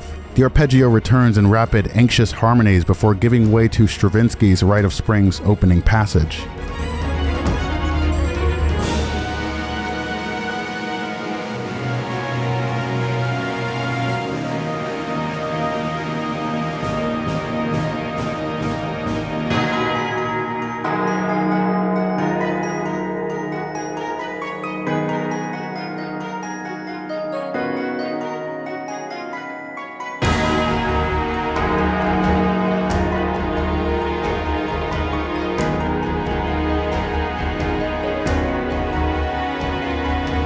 The main rhythm of Spring's theme, along with the death-hearkening bells, fill the next section. Then the motif of Spring's glockenspiel from Sea of Flame flies desperately over the previous chords.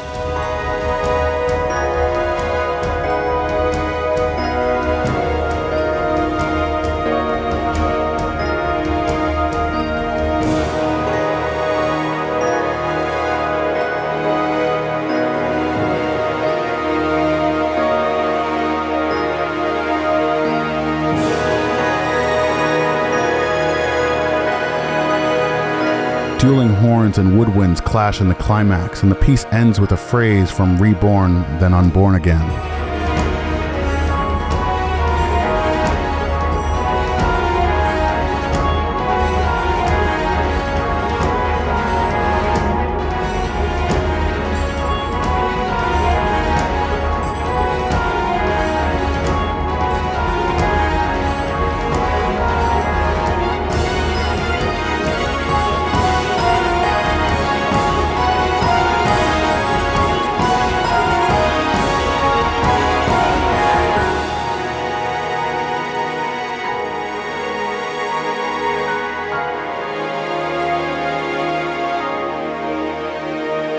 The Black Gate sequence ends with the opening of a familiar gate.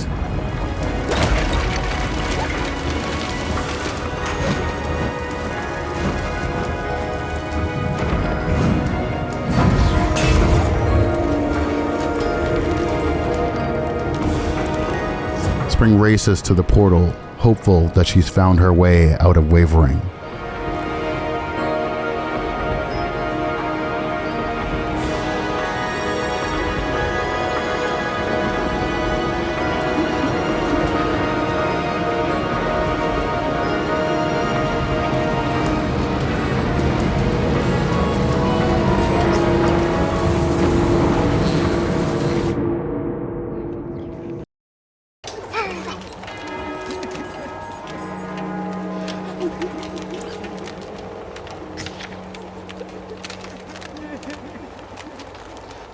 Throughout the game, there are various clues in the forms of blurbs, letters, and flashbacks as to the story of Spring's broken family.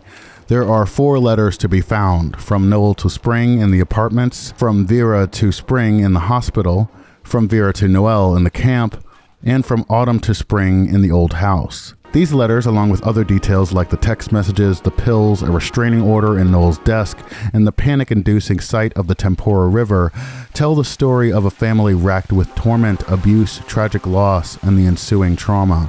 In the hospital, in Dr. Schaub's office, Spring can inspect the computer to find a transcript of Spring's meeting with the child psychologist. Then still, there are 3 flashbacks to find, buried deep in Spring's psyche. Examining the revolver at the camp gives us a horrific glimpse.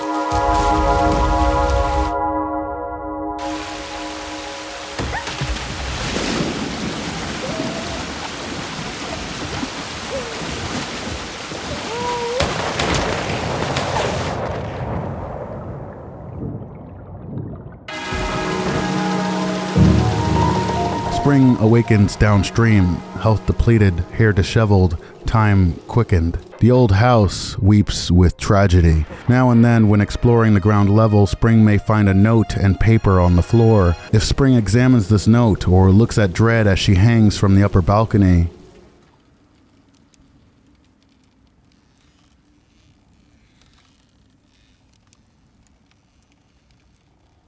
returning from the flashback, Spring finds her house in flames as the loop comes to an end. The final flashback is in the apartment. Spring's bed is tucked unassuming into the corner of the room. Her pillow lies on the floor beside it.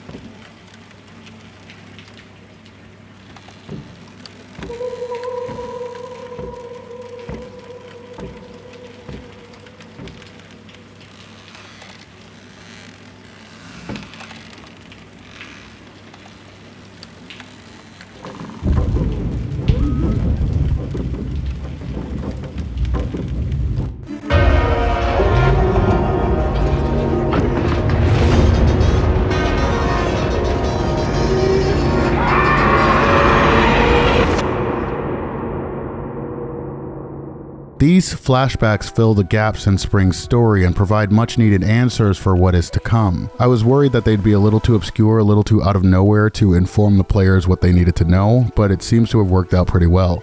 Having made it past Agony and beyond the Black Gate, the player is met with a familiar scene. This time, the answers should be clearer.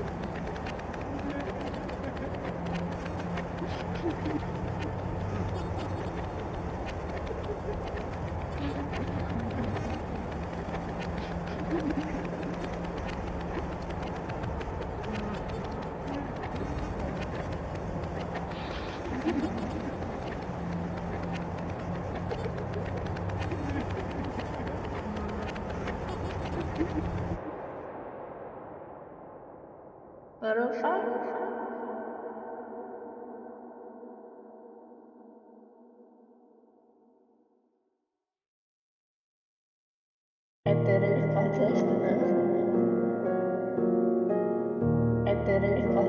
Autumn's voice echoes in Spring's mind, walking Spring through a past of trauma and pain.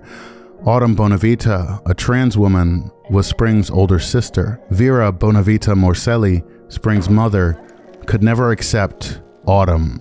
She tormented Autumn, excluding, ostracizing, verbally and physically abusing to the point where Autumn struggled to contend with her physical body, her very being. One afternoon, after picking Spring up from school, Autumn would wait for Spring to take a nap. Then, in a final act of defiance and desperation, she stripped naked and took her own life, displaying herself for her mother to see. The guilt would crack Vera, but later, finding out that Spring has leukemia, that would break Vera.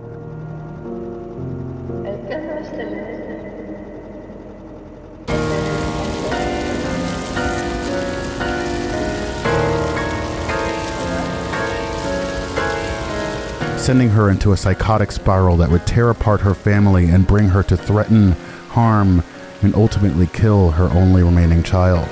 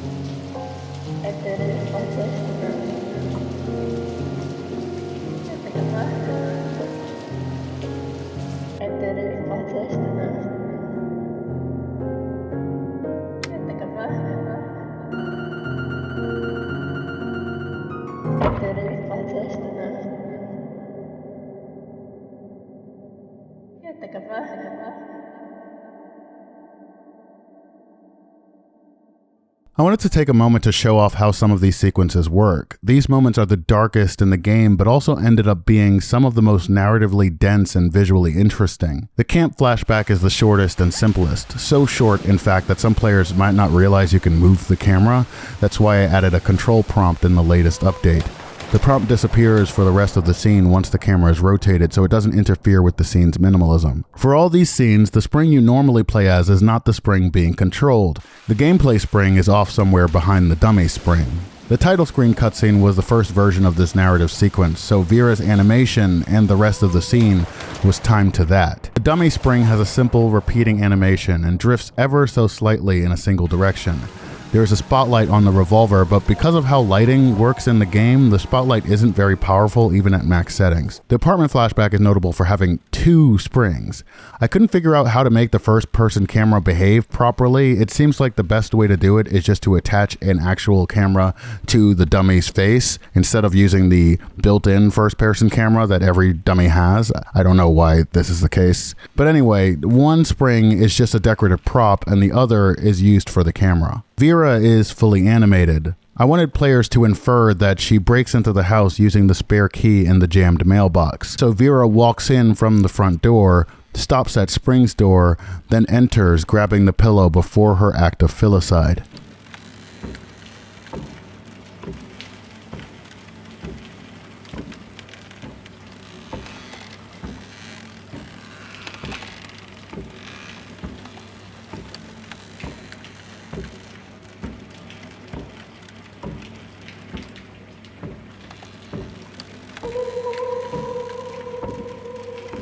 The pillow is there on the floor the entire time, and it moves with Vera as she picks it up.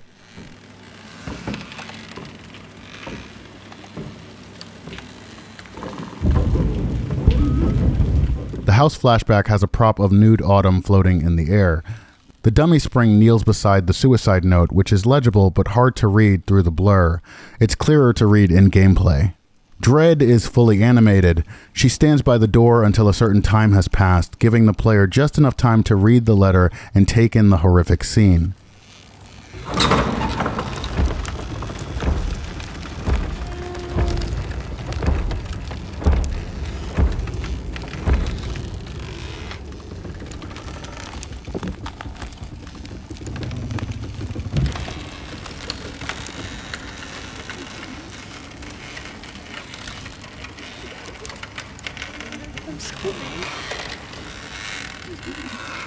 Dread's I'm Sorry is made up of several different voice lines I found in the Dreams verse.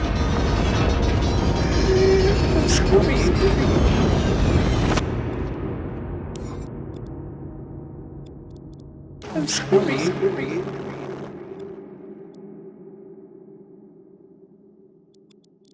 I'm sorry. I'm sorry. I'm sorry.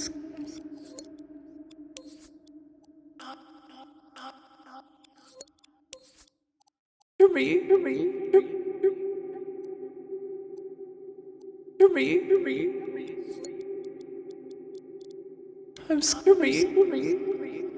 And this final flashback is composed of stripped-down copies of each map, layered atop each other. The music is a piano version of the round dances of Spring. It's mostly the same as the original arrangement, except for some octave transposition here and there, and a much subtler ending.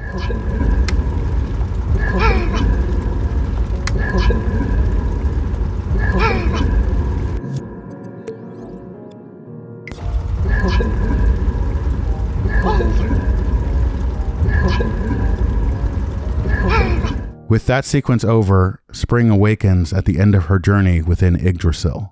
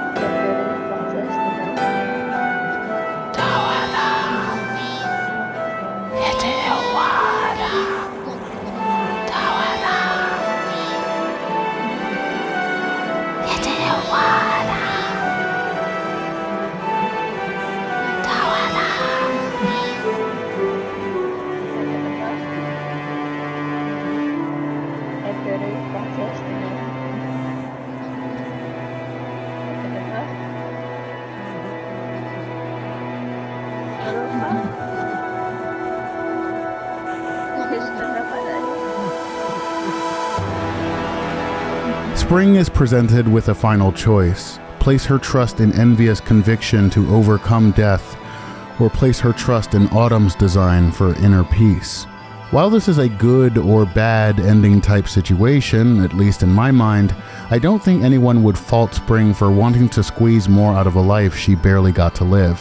Where Emily was not yet dead, and thus her arc revolved around learning to appreciate herself and carry on, Spring has already passed. Spring's arc demands that she end the game and finally take time to rest. Unlike other, cowards, I take pride in understanding how my politics, upbringing, and perspective shape my understanding of the world, and thus the morals I hold, the stories I tell, the art I create. I wanted to shape a story where the beauty lied not in this idea that spring can somehow cheat death, but in coming to terms with the pain and remembering the deep love and joy she experienced with her older sister. The song here is Unborn Again. It's characterized by motifs of reborn, lost to time, and hide and seek, but there's some significant crossover between Death and Adam from Sea of Flame. They both stand out with their skeletal theming and apparent immortality. Unborn Again and Fell from Eden also share a similar melodic phrase.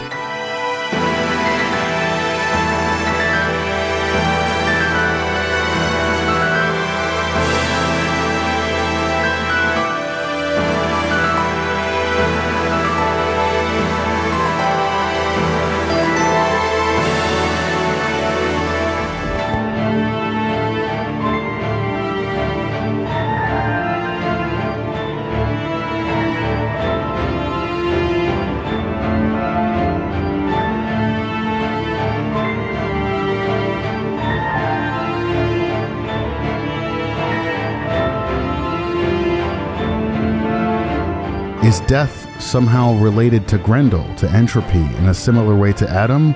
Or did I just accidentally double dip on ideas? The world may never know. If spring sides with Envia,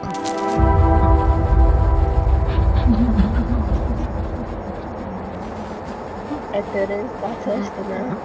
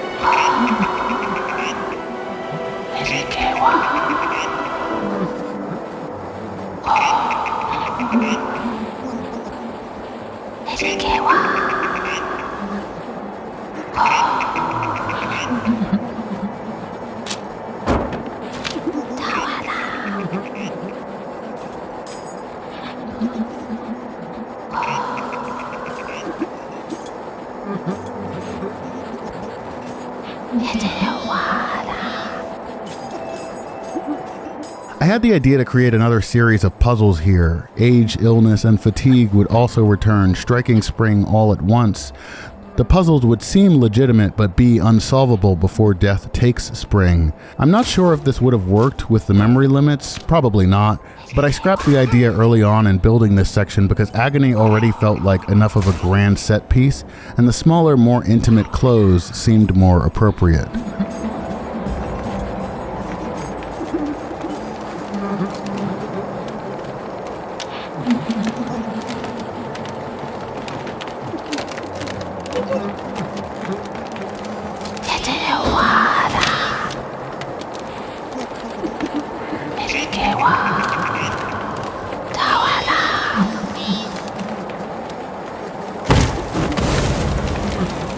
애들은 빠졌으면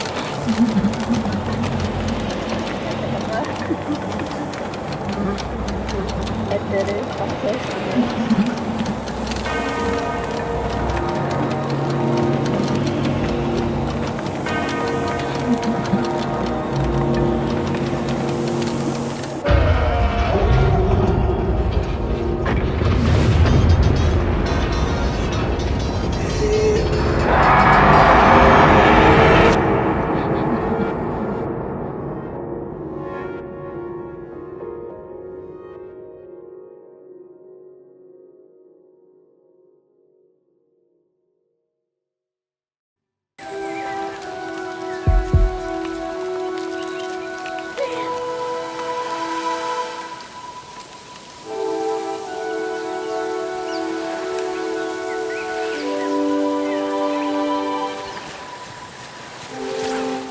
If spring sides with autumn,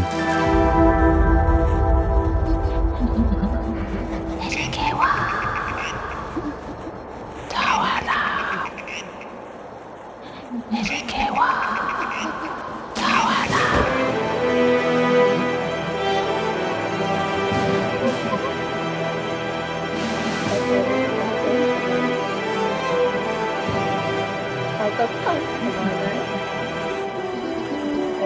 してね。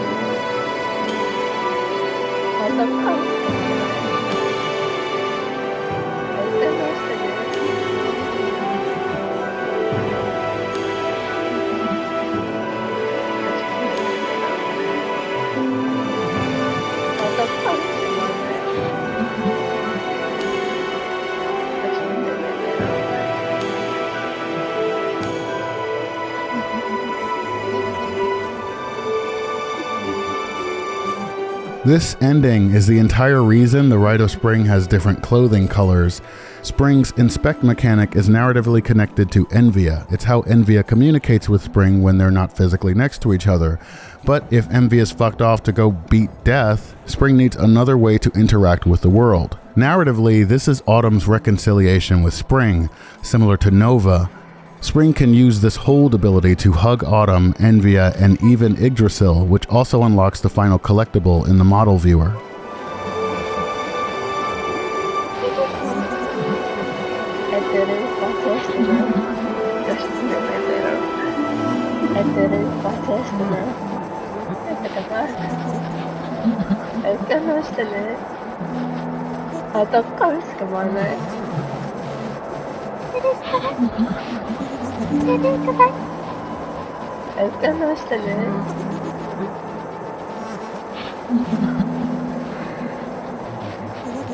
Hugging Envia closes out the game.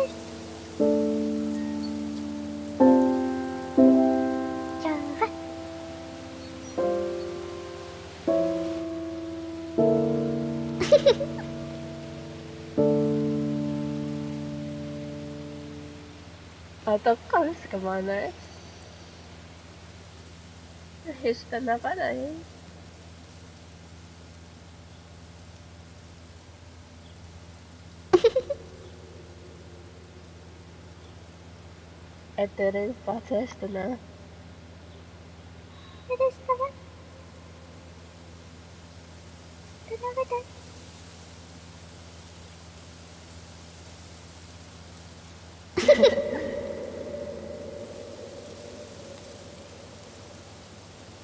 So that's Waning the Rite of Spring, a story of trauma, loss, fracturing, but also of sisterhood and beauty and love, I hope. The ending theme is Sister's Duet. There's a final dedication to the children being murdered, starved, and tortured at the hands of a genocidal state in Palestine.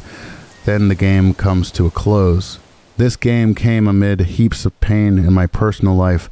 For months, it felt like the only thing keeping me going. When I released it, I felt lost, like I didn't know what to do with myself. These many months later, I'm still so proud of it, all of its magic, all of its flaws. I'm proud that a person like me could bring something like this into being, something beautiful, something meaningful, I think.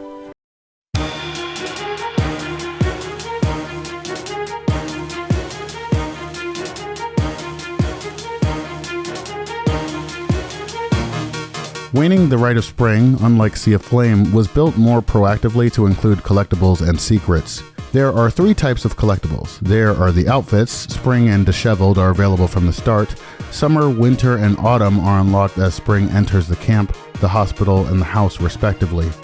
Envia unlocks after the Envia ending, and Death Guys, whose name is a Final Fantasy IX reference, unlocks after the Autumn ending. There are music tracks, which are unlocked by finding music notes throughout the game or by specific achievements. And then there are statues for the model viewer, about half of which are unlocked after the intro sequence, with the remainder being unlocked with specific actions throughout the game. I tried to make these worthwhile, both in a lore and just ooh, pretty sense. After gaining the decoy ability, Spring can play the Spring games. There were supposed to be more mini-games, red light, green light, a foot race, among others, but the Spring games were the last thing I needed to finish for the game, and I was pretty burnt out by this point. I ended up just making 2 games, Jump Rope, which was heavily inspired by Final Fantasy IX, and Archery, which is supposed to harken back to Spring's unseen past in Scout Camp. Jump Rope is animation-based, with a jump counting as successful if X is pressed a specific time in the animation. The rope's movement is based entirely on physics, so while the animation could go higher, I kept it at a certain speed to avoid the rope moving erratically.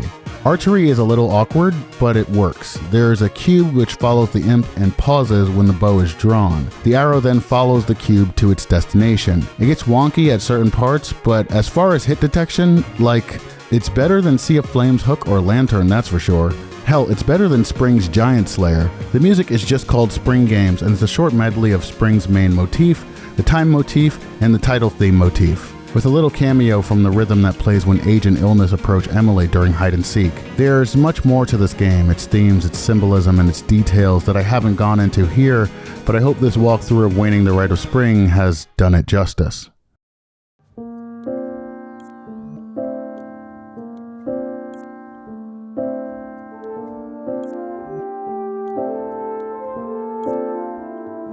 With the storage limits making it so that anytime I even think to update one of these games, I'm faced with potential hours of deleting things just to make room, I'm not sure there's anything left for me to create in Dreams. I have ideas for many games, a Strand type game that I wanted to make about a homeless man dealing with mental illness.